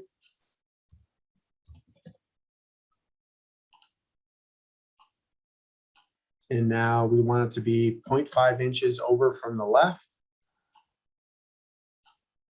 and 3.58 inches from the bottom. And now you can see that where that's ending up. It's now in the lower left-hand corner. I'm going to go back to layout and have it fit to the screen again. And now you can see you have your legend. You've got that free area up on the upper right-hand corner. So the other items we're going to add beyond the legend include the scale bar and the scale text. So once again, if we go to insert, under insert, we're going to go to scale bar. And since this is not for publication, this is for general use, we're going to use the imperial scale bar. So we're going to report things the distance in miles, not kilometers. We're going to use scale line 1. And I'm just going to draw it in right here. We're not going to, we're going to change the divisions to 2 instead of 1 instead of 2. So if you double click on that, it'll bring up these scale bar properties. We're going to go to divisions. We're going to set that equal to 1 instead of 2. We're also going to go in and make sure it's Arial font, which it is. That's good. And then we're going to now, we are now going to go in and change the position and size of the scale bar. So we're going to use scale bar. We're going to go to placement, and we're going to use the values from the table. And you don't always have to use the values from the table. You could just place it yourself and see how you do. But for reproduction ability for this workshop, I gave you table values instead. So 1/2 inch off the left, and now 1.5 inches from the bottom. And now you can see you've got the scale bar and the legend. The only other map surround we're going to add right now is going to be the scale text. So the scale text is going to be underneath insert, graphics and text, and dynamic text. Go to the very top, and you should see scale. Click on scale, draw it on the map, and now you have a scale bar on the map. We're going to set the font to be Arial again. So with it selected, go to text, format, Arial, hit enter. And let me see, did I say a font? I did not. Okay, and then we're just going to position that on the right, and we're going to use the values that you see here. So go to so make sure you're on the text itself. You can see text 1. Go to placement, and we're going to set the values again. So it's going to be 1.5, 0.34, 0.5, and 1.5. That seems like I may have just duplicated it. Let's see. Nope. Okay. So now you've got the text box, you've got the scale, sorry, the scale text, the scale bar, and the legend all on the left side. But you notice how they're not really evenly distributed. They're all aligned on the left, but they look a little hodgepodge, a little sloppy there. So what we can do, we can use ArcGIS Pro and we can clean that up. So we're going to go down to step 4.9 on page 22. So if you were to select them, it could be either by hitting Shift key and selecting the individual boxes, or by doing the same thing in the contents pane. So by holding the Shift key, select all 3. If you do that and you right click and you say distribute and distribute vertically, it'll distribute those boxes evenly amongst themselves. And now they're not as cluttered. It's much cleaner.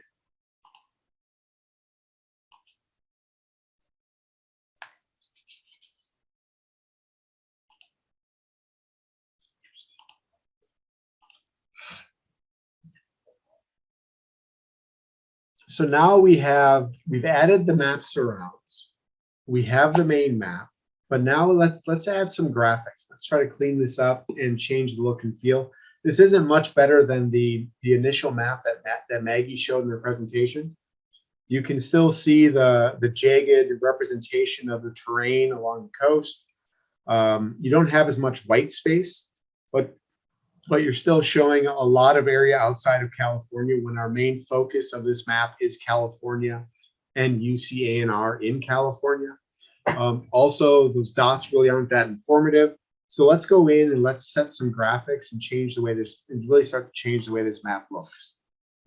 So the next step we're going to do is we're going to change the background.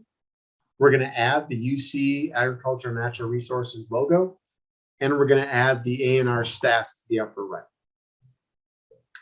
And the way we're going to do this is we're going to add 3 pictures because everything we're going to add next are pictures. So if I go in and I say insert, and if I go to the graphics and text group and I look for the picture tool, so I choose picture, it's then going to ask me where to go for that picture. So in my case, I'm going to go to the cartographic folder and I'm going to use the ANR_background. I'm going to hit OK. And I am just going to click on the map. And it's going to add a background. This background, I built it to be 8.5 by 11, so it should be 8.5 by 11.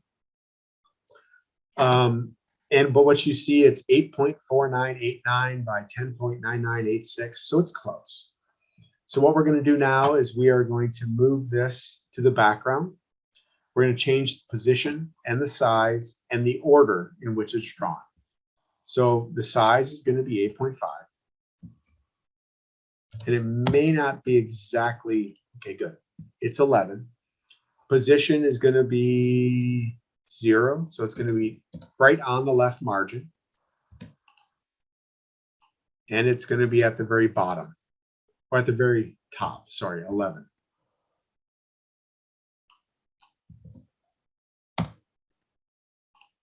So now what you see is it's there, it's exactly on the page, but it's covering everything up. So what we need to do is we need to reorder that. And one thing you'll notice when you look at the contents pane is you'll see that it's drawing order is what it's telling you. That's because the tab that we have selected. But drawing order is exactly what it's showing you. So if you look, we just added this picture on top. And for clarity, I don't have this in the notes on this one, but for clarity, if you were to click on picture, go to options, you can actually rename that. So I'm just going to rename it background. I will rename it background. And now over here in the layout content, you can see which one is your background. What I'm going to do now is I'm going to grab that and I'm going to drag it down below my map frame, which will put it behind everything. So now you can see that that background layer has truly become a background layer by managing it in the contents pane. And I'm not going to want that to move. I don't want it to accidentally move, so it's set exactly where we want it. So I'm going to hit lock again. And now it's locked and I can't move it. I can't change. I can change the properties, but it won't do anything. So it's just going to leave it to where it is. So now we have the background in place.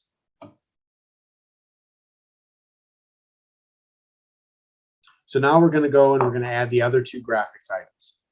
We're going to add the logo and we're going to add the ANR stats or the infographic.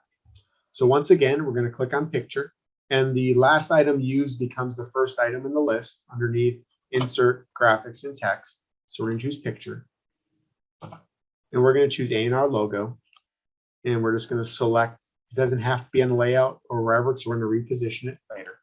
So there's the ANR logo.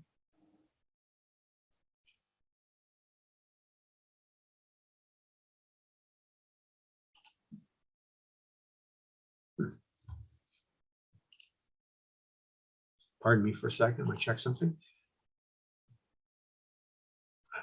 Okay, don't use ANR logo.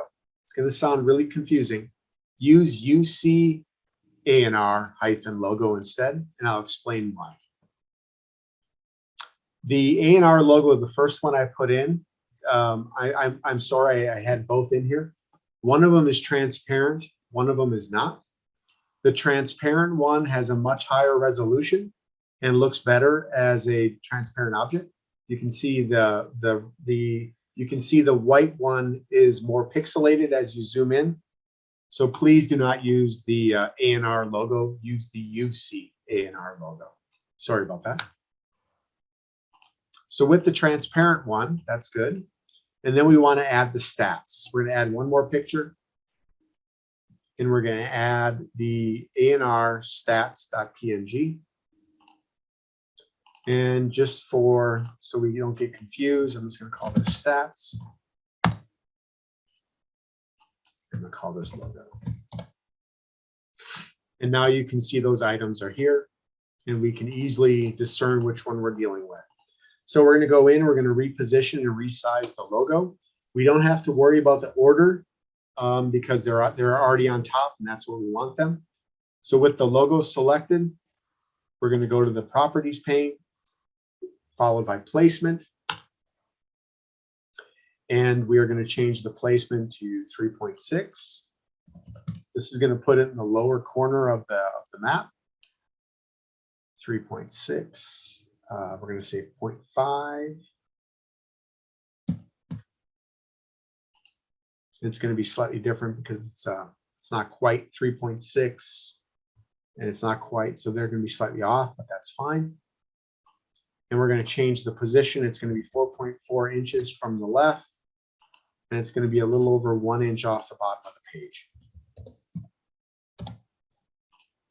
And you can see that here. It's now at the bottom of the page. And we're going to reposition the stats as well for the infographic. So if we go to the infographic, we're also going to change its size and position. So it's going to be 3.79, 3.3 inches high. The position is going to be 4.2 inches from the left and 10 inches from the bottom. And you can see how that is now sitting on the page. Both those, all the graphics items are in place. But one thing you'll notice is the area outside of California is really conflicting with the logo as well as the infographic. So the next thing we're going to want to do is we're going to go in and we are going to modify. Oh, out of order. In a few seconds, we're going to go and modify the cartographic representation on the map. But real quickly, we're going to add a few additional text elements. There's going to be 3. We're going to add a title for the infographic to explain what it is. We are going to add a URL, learn more with a URL in the lower left-hand corner. And we are going to add a credit line or a byline at the very bottom of the map so you can see who created the map. I find that if you're doing a one-page handout or a one-page map, to try to give credit to who created it, but you can also put who made it, what date. But one thing that's also very helpful is the project name in really small text. So if someone contacts you and says, can you print this for me or reproduce this for me or make a change, you can tell where that is just based on the small text that's in the lower right-hand corner. In the case of this, it'd be who made the map. So we're going to add 3 text boxes and then assign text and put those in the proper positions as well. So to do that, what we're going to do is we are going to go up to Insert. And we are going to insert 3 text boxes. So go to Insert, Graphics and Text, Rectangle Text. And we are going to just quickly, we're just going to add 3 boxes.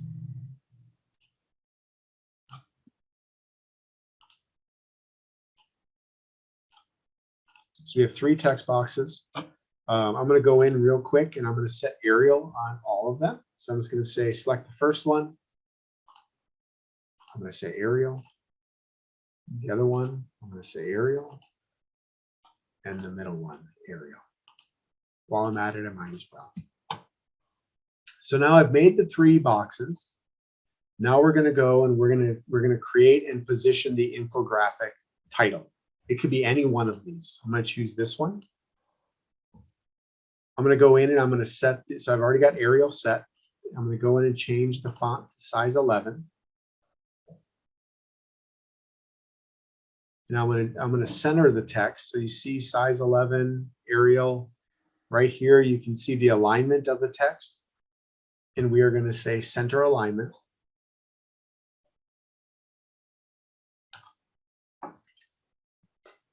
And now we're going to change the text to read what we see, what it's going to say UCANR advisors and specialists, advisors, specialists, faculty, and educators, bringing practical science-based solutions to your neighborhood. That's the text we're going to use. So with it selected, so double click, go to the Options tab. Underneath text, we're going to paste that text in. So UCANR, and I copied this out of the notes, out of the exercise material. And if I do that, select off it, now I can see I have that text. It's all ready.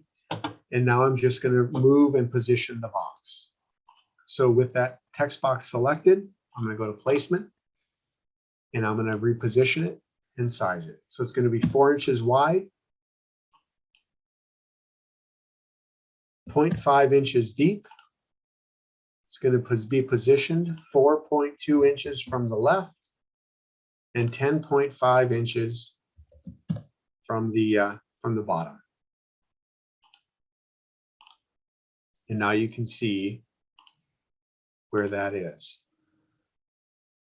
Let me look at one thing.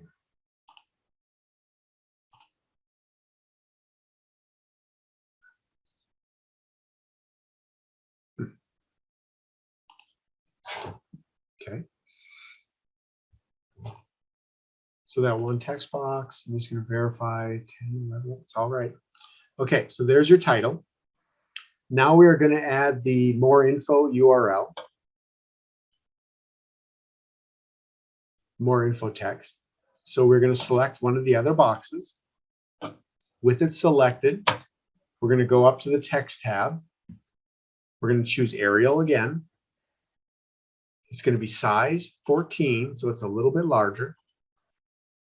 And we're going to use a different color. We're going to use from the ANR palette. We are going to pull in, the dark blue. So it's going to be Arial, dark blue. And the text we're going to type in there is going to be for more information, go to, and it's going to have the URL for UCANR. So we're going to go text, double click on it again to bring up the property window, go to text, and then text again and type in for more information, go to ucanr.edu. I'm going to select off that. And then we're going to reposition that using the values that are in the table. So once again, with that box selected, go to the placement tab, and we are going to type in the following values: 3.9, 0.25, 0.5, and 0.81. So it's going to be a ½ an inch off the left side and a little over 3/4 of an inch off the bottom. So now you can see, for more information, go to ucanr.edu. We have one more text box we need to place, and that is the credit text box for the map. So here we're going to go and we're going to change the text again. So we're going to go to text, the text tab on the top, go to text symbol. It's going to be Arial 12. Arial 12. It's going to be warm gray. It's going to be left aligned.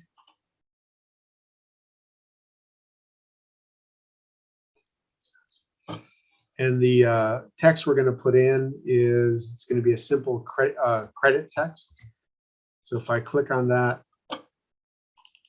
and if I go to the text, so map created by, you can put your own name in there.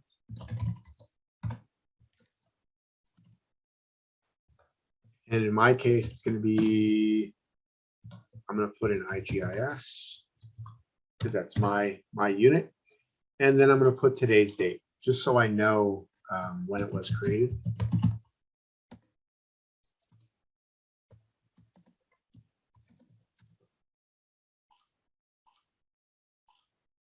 And that text seems way too big. And then we're going to position that using the values of the table again. So we're going to double select it, double click it, go to placement, and we're going to place it using the following values: 3.75, 0.3, and 4.25 from the left and 0.5 from the bottom. One thing I'm going to notice though is my text value is my font size is probably way too big. You can see I got the 3 dots telling me it doesn't fit within the box. So what I'm going to do right now is I'm going to go up here with it selected, and I'm just going to drop the size of the font until it all fits. And I just noticed I had green instead of gray. And that's better. I made it right justified and size 10, or actually size 9. And you could do 8 as small or as large as you want, just so you can have it on your map. And if I zoom back out, you can see that we have most of the underpinnings in place for this map. The one thing I want to do though is we're gonna wait a few minutes before we finish this up, because it has been another hour since we last broke. So let's break for 5 minutes so y'all can stretch, whatever else you need to do. So let's come back at 3:10, and then we'll finish this map up and maybe start at least building the next one so I can explain a few details before we get there. But there's still a few more steps on this. So talk to you again in about 4 or 5 minutes. Okay, everyone, hope you're back. It's 3:10. Let's continue with this map. So at this point, what you see on the map is you've got all the graphics in place, you have your text boxes in place, but you can see that there's a need to modify a little bit of the map and the underlying cartography on the maps themselves. So what we're going to do now is we're going to go in and we are going to actually modify the map. We're going to change, set some transparencies and masking so that we get rid of the jagged edge of the terrain outside of California, as well as areas like Oregon, Utah, Nevada, Mexico. We're going to remove those from the map and only show California. We're going to change the symbology of the locations, and we're going to do some labeling on the counties themselves. So let's start by setting the transparency on the, or setting the mask on the terrain layer and the hill shade layer. So to do that, what we're going to do is we are going to expand the map frame. And if you look inside the map frame, you're going to see a terrain .tiff, a world hill shade. The world hill shade is directly from Esri's ArcGIS Online. And we are going to use the layer called erase. So what erase is, if I turn it on, is a polygon, and I'm going to zoom out so you can see it.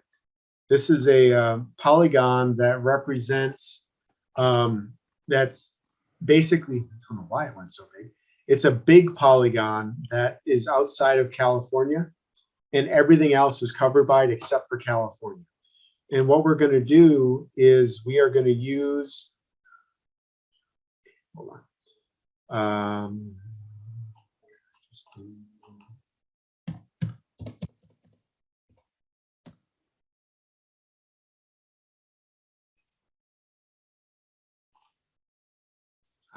Broke it. Okay, 1 second. Let me get back to where I was.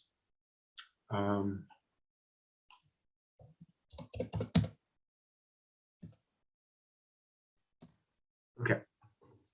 So you can see that it's an area outside of California. So what we're going to do is we're going to use that as a masking layer. So to do that, if we select terrain and we go up to appearance, and in the notes, I think I have you do hill shade and then terrain, so I can do that. So if we go hill shade and then masking under appearance and choose the erase layer. And if we click on erase and then select off of it, what you're going to see is all of a sudden the hill shade is only going to show in California. And it's going to be nice and clean. You're not going to have any jagged edges. If I go to terrain and do the same thing, so select terrain, go to appearance, go to mask, and say, or use the erase layer, select off of it. And now you only see California, terrain, and hill shade within California. And that's by using the mask feature underneath the appearance tab. You can mask rasters, and you can mask rasters, and I believe you can even mask other features. but I did find you couldn't mask, trying to think what layer, there was a layer from ArcGIS Online you could not mask. And I can't remember what it was. It may have been actually image services, but you can mask rasters, base maps, and vectors in general. So now we have masked it, and you can see that by doing that, it's a much cleaner representation of our presentation. You can definitely see the infographics and stats and the location type in the legend, the scale bar, and the scale text is much clearer. So that made a huge change right there. So now let's go in, and now we're going to tweak the symbology. So the symbology of the locations could be improved. And as you can see over here, we definitely use different symbols to represent campuses, research extension centers, cooperative extension offices, and the office of the president. We're going to do the same here, and we're going to change these, and I'll show you how to do that. And once again, we're going to use ANR colors and the color branding to do it. So if you click on one of the symbols, so in this case, affiliated campuses, it's going to bring up the symbology pane. And you can see right here, it says we're doing affiliated campuses. I think I misspelled affiliated. So at this point, we're going to go back to gallery, and we're going to search. And we're going to search for one of the ArcGIS symbols that ships with ArcGIS Pro. And for the affiliated campuses, we are going to use school is what we're going to search for. So if we search for school, it's going to bring up a bunch of symbols, and one of them is going to be the school symbol. Doesn't matter which one of these you choose. I'm just going to choose the middle one. It's going to be school. It's going to, come on, don't be out. So I can click school, go to properties, and now we're going to change the properties a bit. So we're going to set the size. We're going to set the size to, we're going to set the size here to 12. On the gallery properties, go to the symbol tab, not the layers tab.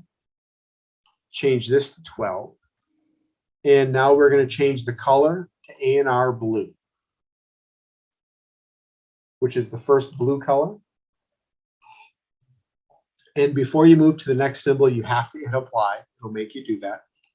Let's go to the research extension centers. Same thing, gallery. We're going to search for farm.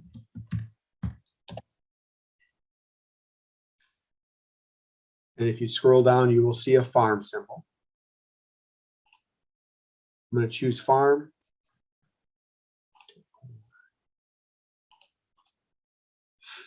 And we're going to change it to be 12. And the color is going to be ANR red. And then we're going to go UC Cooperative Extension. And this is going to be, go back to gallery again, library. It's going to be what we're looking for. And property. Go to properties, we're going to set that equal to 12. And the color is going to be ANR gold. So this is using the branding toolkit, the style sheet. I'm going to go back and try it a different way. And then we're going to go back to gallery again. And we're going to search for City Hall. And that is what we're going to make Office of the President.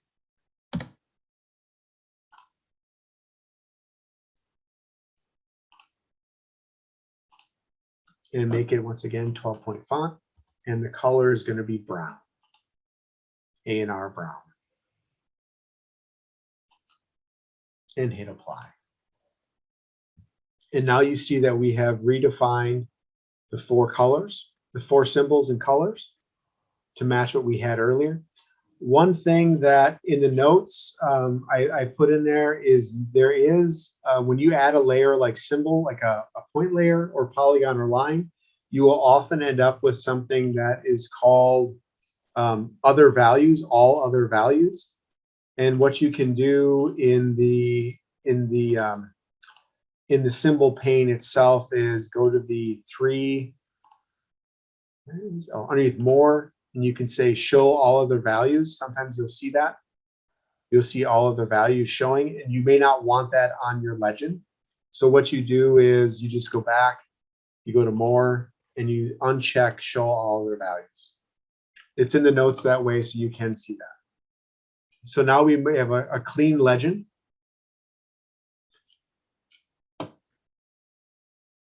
And now we are going to look at labeling, how to label the California counties.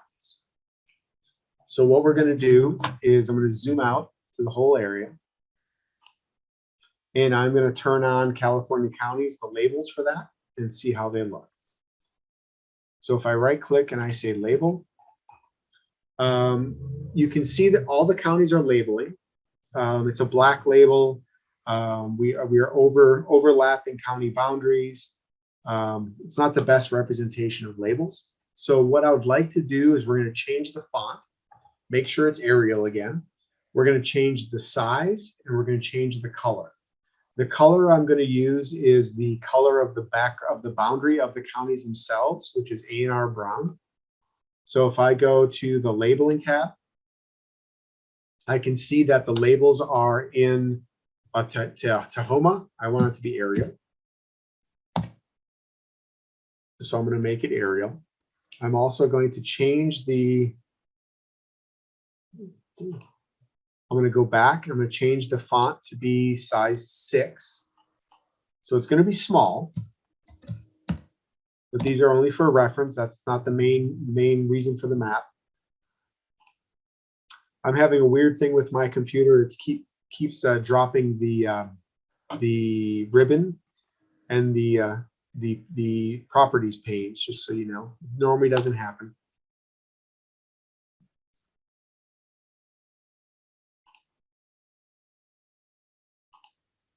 So I'm going to change this back to 6 again. So now when it redraws,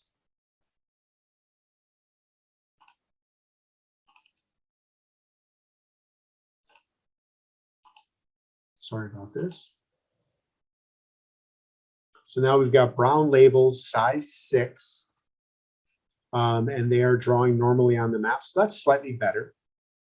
But we still have some locations where the label is drawing over the boundary, and we don't want that. But also you may notice that there is some places where there may not be a label. It may not be showing up.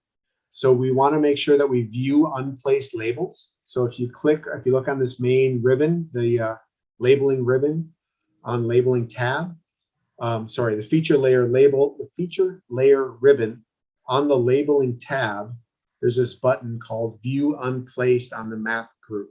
Click that, and if you have any unplaced labels, it'll place them on the map for you, so they're not being hidden.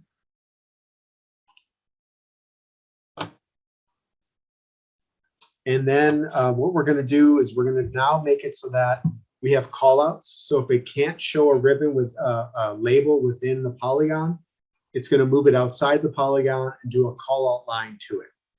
To do that, what we're going to do is if we go to the contents pane, and we're going to open up labeling property just to make sure it's open.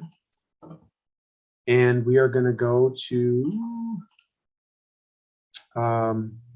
callouts on the general tab. And if we scroll down right now, it's set to call out none. We're going to say simple line, and we're going to change the color to be brown. We're going to keep the general color, the general line type, and we're just going to make it brown. And I'm going to hit apply on that. And now we have a call out for when they're not being pulled out, when they're not inside the polygon itself. But we still have to do that. And how do we do that? When there's like Amador or Sacramento or one of these counties where the label is overlapping the boundary of the county, we want to set a weight, or we want to tell it not to place those labels. So in order to do that, if we choose the county layer again, go up to feature layer, labeling, underneath more, we're going to choose weights. And what that does is allows us to actually set preferences for set weights on different labels and different features. So in this case, we're going to tell the labeling engine not to show labels if it overlaps the boundary of a certain thing.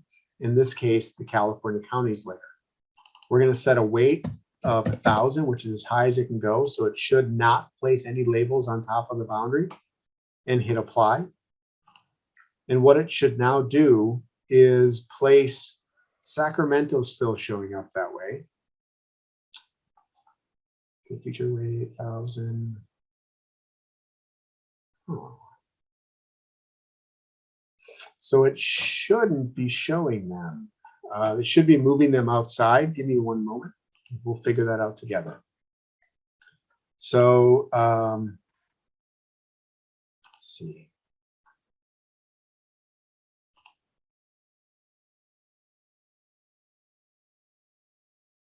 For some reason, it's not placing them outside.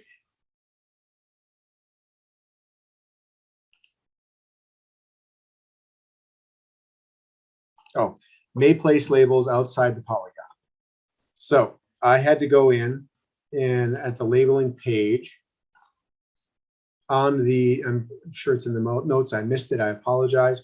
If you go to the position tab underneath placement, there is this may place labels outside polygon boundary.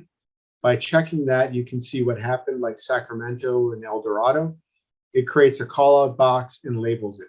It's still not the best placement, but you can see how San Francisco has now been pulled out, and it does a better job of representing those counties. I just missed that step when I was going through it. So now you have the counties showing labels better. You have the nice background. You have the masking set, and I think we have a nice handout that we could give out to people.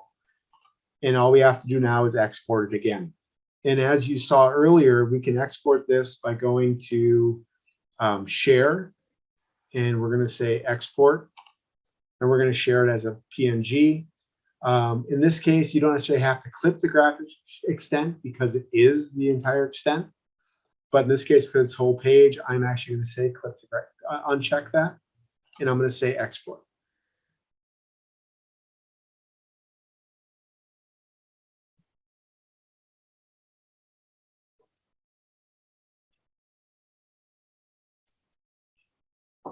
And it may take a few seconds.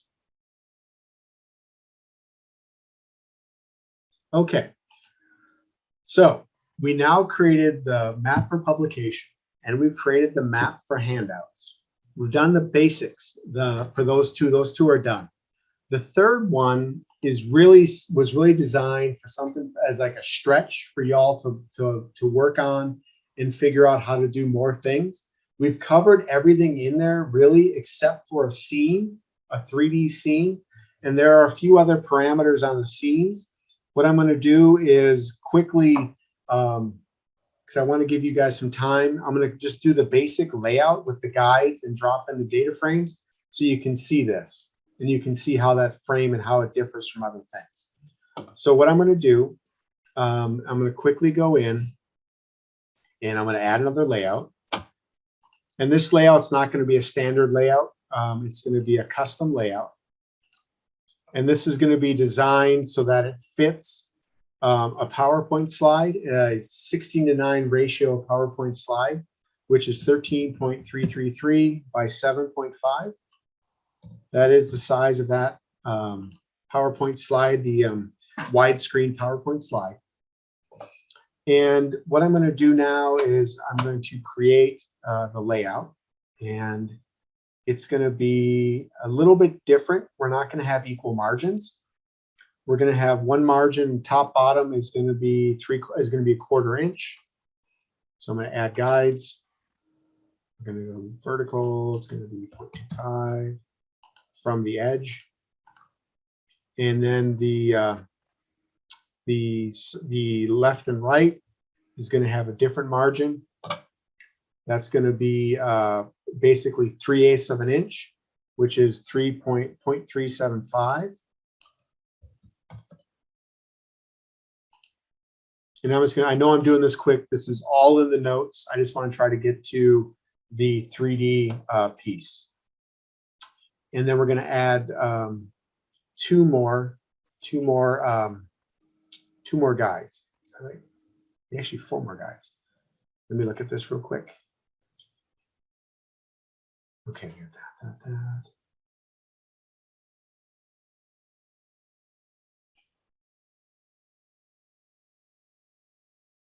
Okay, we're going to do a vertical at, so I'm going to add it manually by right-clicking and saying Add Guide. And then I'm just going to slide this over to 10.25.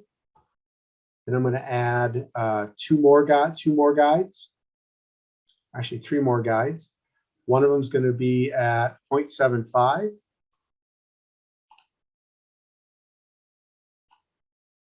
It is nice to be able to just use the bottom here, the rulers to add guides, but to make the equal guides all the way around, doing the multiple guides at one time, it's more efficient. So now I'm just going to add 2 more, one at 5 and one at 4.75. And this is the basic layout of the other map we're going to be creating. The PowerPoint slide, if you were to look at page 36, you will see that layout. And I've also labeled the different frames that you would add. On the previous one, I labeled the graphics that we were adding. When I create a map, especially if it's something we're going to be returning to often, I'll actually label every individual piece, and I'll also lock them in place after I get done. For instance, if you were to look at for PowerPoint or one of the other pre-made layouts, you can see that everything's labeled, everything's locked in place so they can't accidentally be moved. It makes it easier to maintain and know what you're doing. And if you're doing programming in, let's say, Python, you can actually reference those names and modify them programmatically. It's another reason to do it.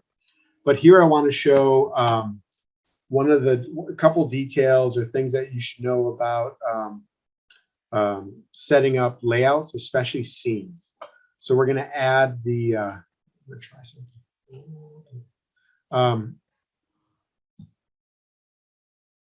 Okay. I just discovered something by accident. I've been showing you all to use the Insert tab to add frames to the map. There's another way that I just discovered. So what you can do is I've been showing you go Insert and say Map Frame. Do a search for the map frame you want to insert. So in this case, we're going to say PowerPoint Insert County. I'm going to select it. I'm going to draw it on. And then there is my county layer, my county inset. So if I zoom to that layer, so there is the county. And I'm going to name this by double clicking it, go into the options tab, and I'm going to call it county frame. And this is in the instructions. So now you have a county frame labeled. It's on the map. It's not exactly what you want it to be yet. We haven't set a mask or anything like that. One thing I just discovered, and I've got to tell you, I've been using ArcGIS Pro since it came out, and I learn something new every day. So I just, on a whim, in the maps pane on the right and the maps underneath maps in the catalog pane on the right, I just grabbed one of the map, drug it over to the layout, and it creates a new map frame and adds it to your layout. You don't have to go through the process of using the Insert tab, apparently. And then you can just snap it to your guides. Rename this State Frame.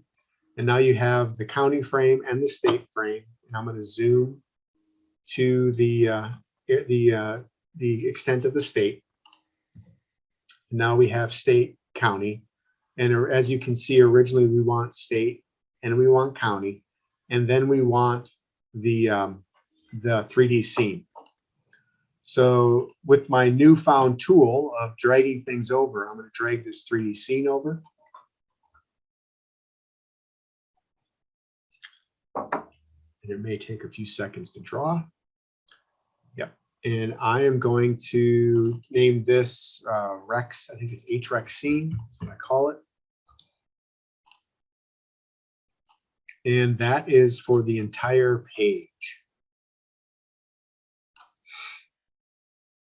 So now we have 3 scenes. I'm going to move HREC frame to the bottom. And that is the basic build that you see here. But now we're going to go in and we are going to modify that and get to where a frame really differs. So if I come down to page,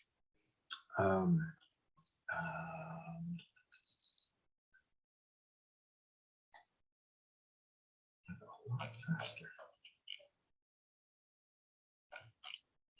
Let me see.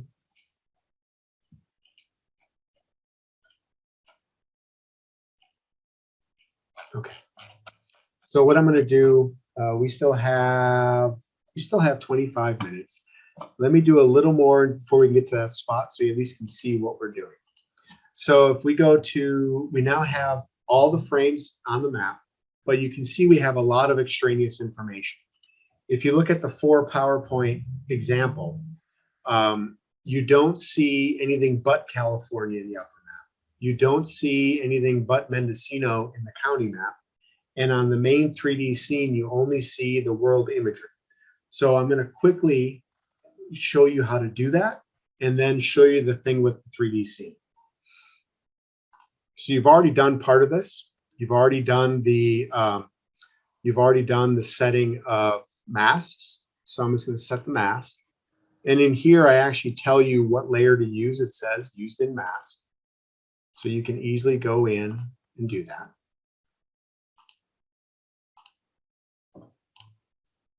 And now that's all by itself. It's just California. We're going to do the same thing when it comes to the state of when we do with the county. Except for now, we're going to use 2 masks.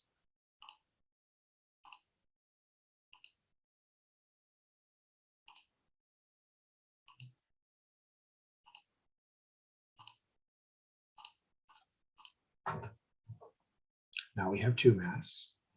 And then on the 3D scene, we are going to apply a mask, but only on the world imagery. So we're going to change world imagery, and we're going to apply a mask there.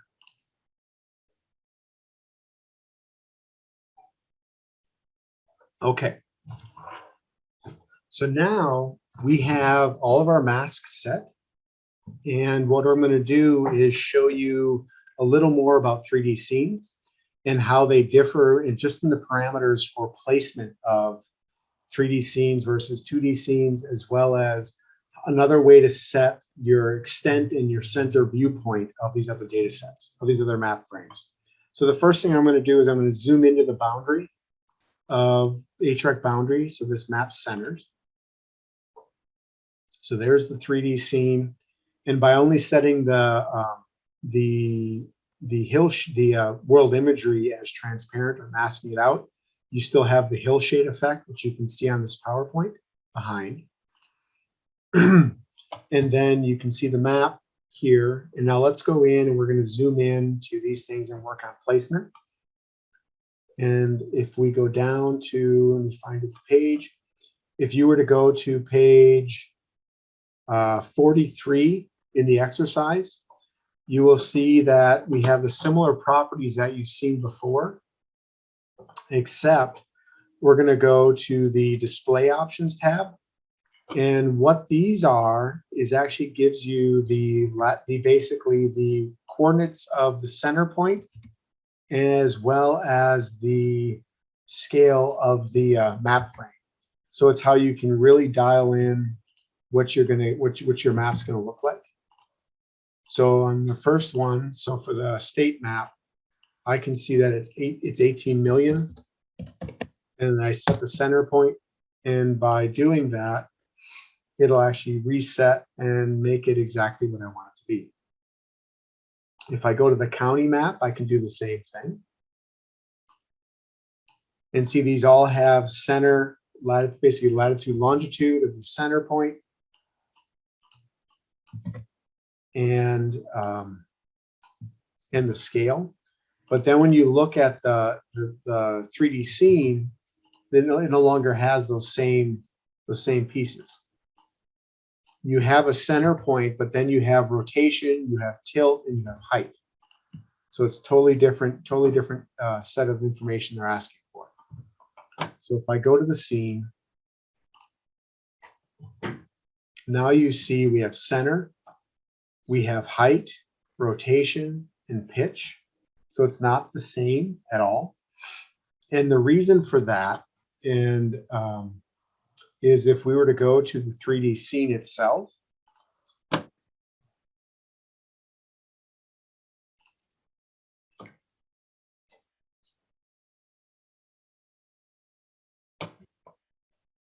if this was a 2D map, you could zoom in and you can move around, right? You can zoom in and you can move left and right.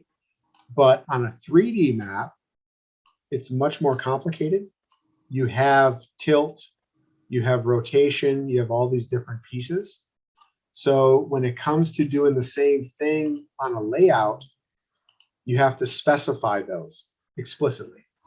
So if you go to double click on the HREC frame, go to display options, then if you use the options that we have here on page 44,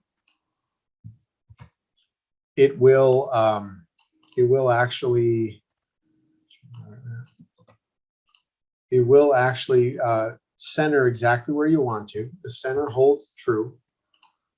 Well, one thing that I found when writing this workshop was that rotation and pitch don't always resolve the same. They can give you weird results.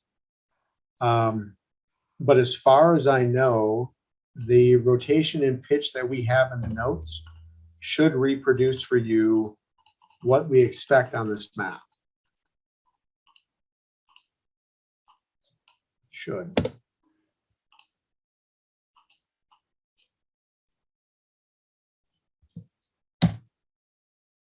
Okay, there's that.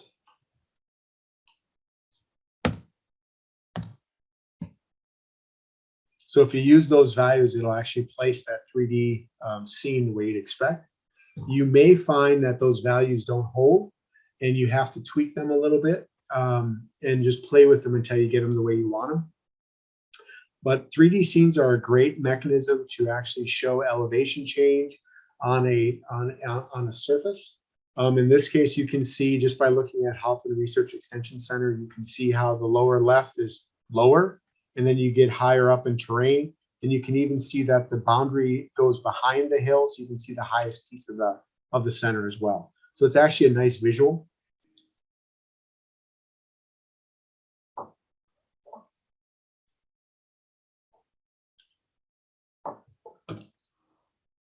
So let me think.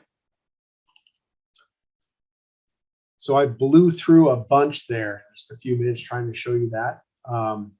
Do you have any questions about the previous two maps or what I showed you on 3D scenes?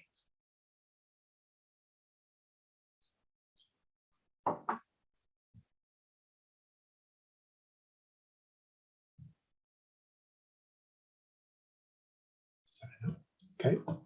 Well, then let me just continue this one, at least get to the point where we add some graphics and make it look the way it looks on this other slide. So on this map, again, we don't have a map frame. So let me just go in and we'll remove that.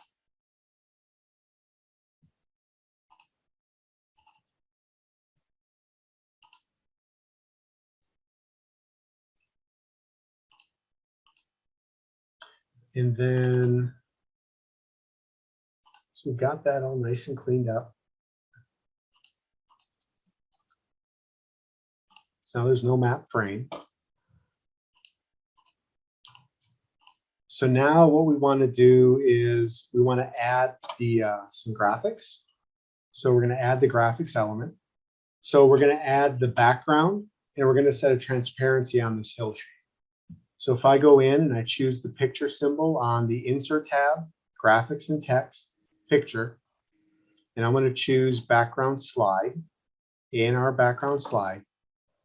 I'm going to click on the map. It'll place it there. And we can grab and move it, and it'll snap to the page outline. And like we did on the second slide, on the second map, we're going to take that picture we just added, and we're going to move that to the bottom. And now you can see we can't see it though, because it's being covered by the entire frame of the HREC frame. So what we're going to do is we're going to go to 2D layers. We're going to select the hill shade, which you see here as gray, and we're going to set a transparency so we can see through it. So with the hill shade selected, we're going to choose the Appearance tab under Transparency, and we are going to set a transparency of approximately 80 to 85%.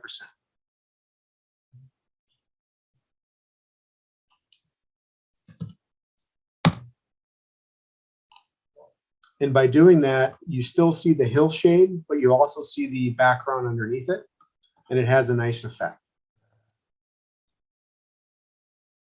And real quick, as I've showed you twice already, you can see that you have the, you can see in the lower right corner, you have the service credits. So let us go in and let's just remove those again. Just as a reminder, you go to Insert, Graphics and Text, Dynamics Text. And if you scroll down until you see service credits, choose service credits, draw a rectangle. And for right now, we're just going to turn that off. And it'll hide the service credits. So now we have gone through and we have now created the outline. We've gotten rid of the service credits. Let's go in and let's add the logo in the lower right corner. So we're going to add another picture. And like before, we're not going to use the ANR logo. We're going to use the UCANR logo. Click on that, drag it to the lower right corner, and we can actually use the position and size values that you see on page 46. So with that picture selected, go to placement. And the width is going to be 2.67. The height, and it may change a little when we type this in, 0.5. The change will be in the width. Okay. And then we're going to change the position. It's going to be 10.29 from the left and 0.75 from the bottom.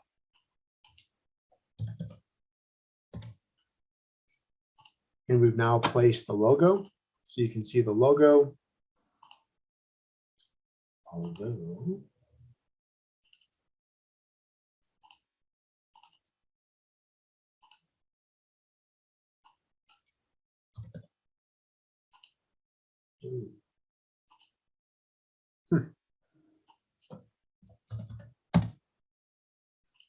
So now we have the logo on there. We also have the background.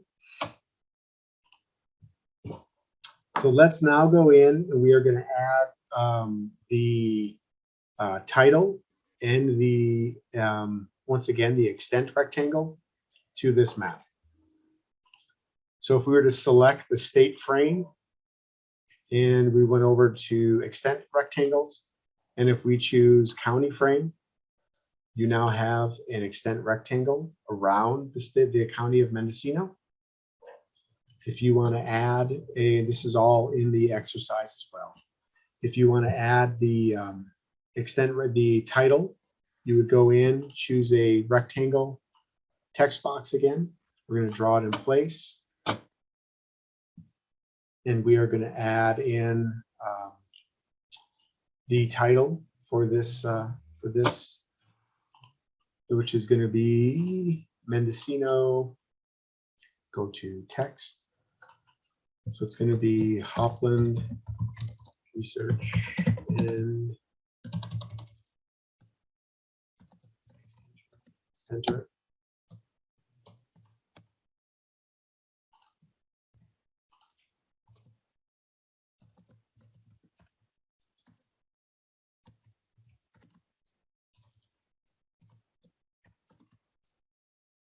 And enter Mendocino.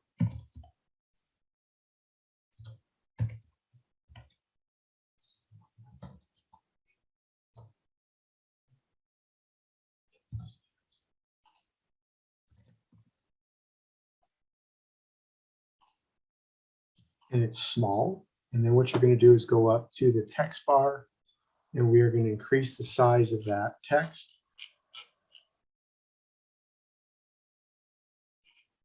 One moment. It's going to be size 28. And it's going to be Arial. And it's going to be dark blue. UCANR dark blue.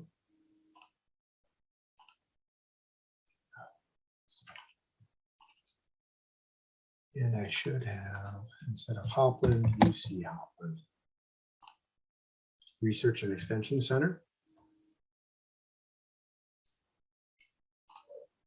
And now the only piece that's missing, and granted that was fast, is a hand-placed rectangle around the county of the boundary of the Hopland Research Extension Center, 2 text boxes, which I've showed you how to do, and 2 line features that make up the extent leaders to the boundary of Hopland Research and Extension Center. One thing that you should note is you cannot do extent rectangles of 3D scenes. I do not know why, but you can't. ArcGIS Pro does not do that, so you have to add those manually. So all the steps to create this slide, including a few that I skimmed over to quickly show you this, are covered in the exercise number 3. Once again, it's important to name things. I didn't do it here, but to name them and call them out to make it easy to modify and to change things later, and always save your work. And I noticed that it is about 10 minutes to 4. So I'm going to open this up to questions and see if you have anything that you all have questions on, or if you have anything that you just want to ask. And I'll hit save.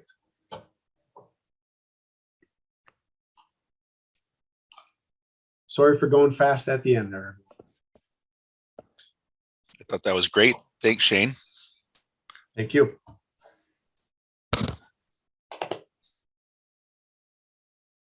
Just a note to everyone, next week I'll send out the recording of this workshop. Usually around Tuesday. Okay. And Andy will be sending out an evaluation form afterwards. We'd really appreciate it if you could fill that out. That would be great.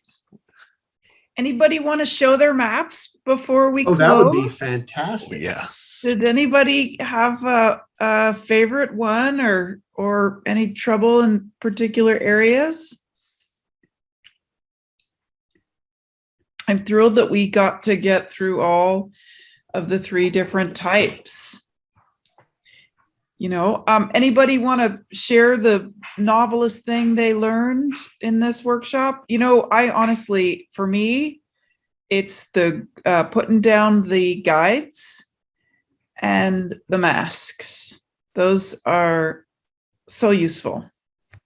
Those are so useful. And for me, it's being able to drag a map frame. I had no clue until I accidentally did it. So Yeah. Aaron likes the masks too. Anybody else have anything that they learned today that was useful? We won't force you to admit to anything, but it would be nice to hear. And I'm glad you like masks, because I use masks all the time. It's much easier than creating a new layer and clipping and everything else. So you just have better control. Yeah, I got to abandon my clipping obsession. Cool. Well, thanks a lot, you guys. I'm seeing a lot of you liked it. That's great. So please do help us out, fill out the workshop, the eval, and be in touch. Let us know how you're doing. Check our Please do. website for new projects. And if you have office hour help you need, that's on there. Anything else I should be saying to these guys, Shane and Sean? No, thank you for joining me on this workshop. And, Yeah, and look happy forward to hearing from you. holidays, everybody. Absolutely. Yeah, we're really almost to the end of the academic year, and it's been a full one. Yeah, happy And holidays. if you have other cartography questions, please let us know. I'm always happy to help. So. Yep. And yeah, and we have our IGIS office hours every Monday and Tuesday. If you go to the IGIS website, you can sign up there. Great. And do check it out, because we'll have some new ones in the spring. We might repeat some that we did, but there'll be some new ones. So yeah, check it out. We'll reach out to you guys about them. Okay, so looks like all of you guys are good. So we'll let you sign off, and we will see you in the new year.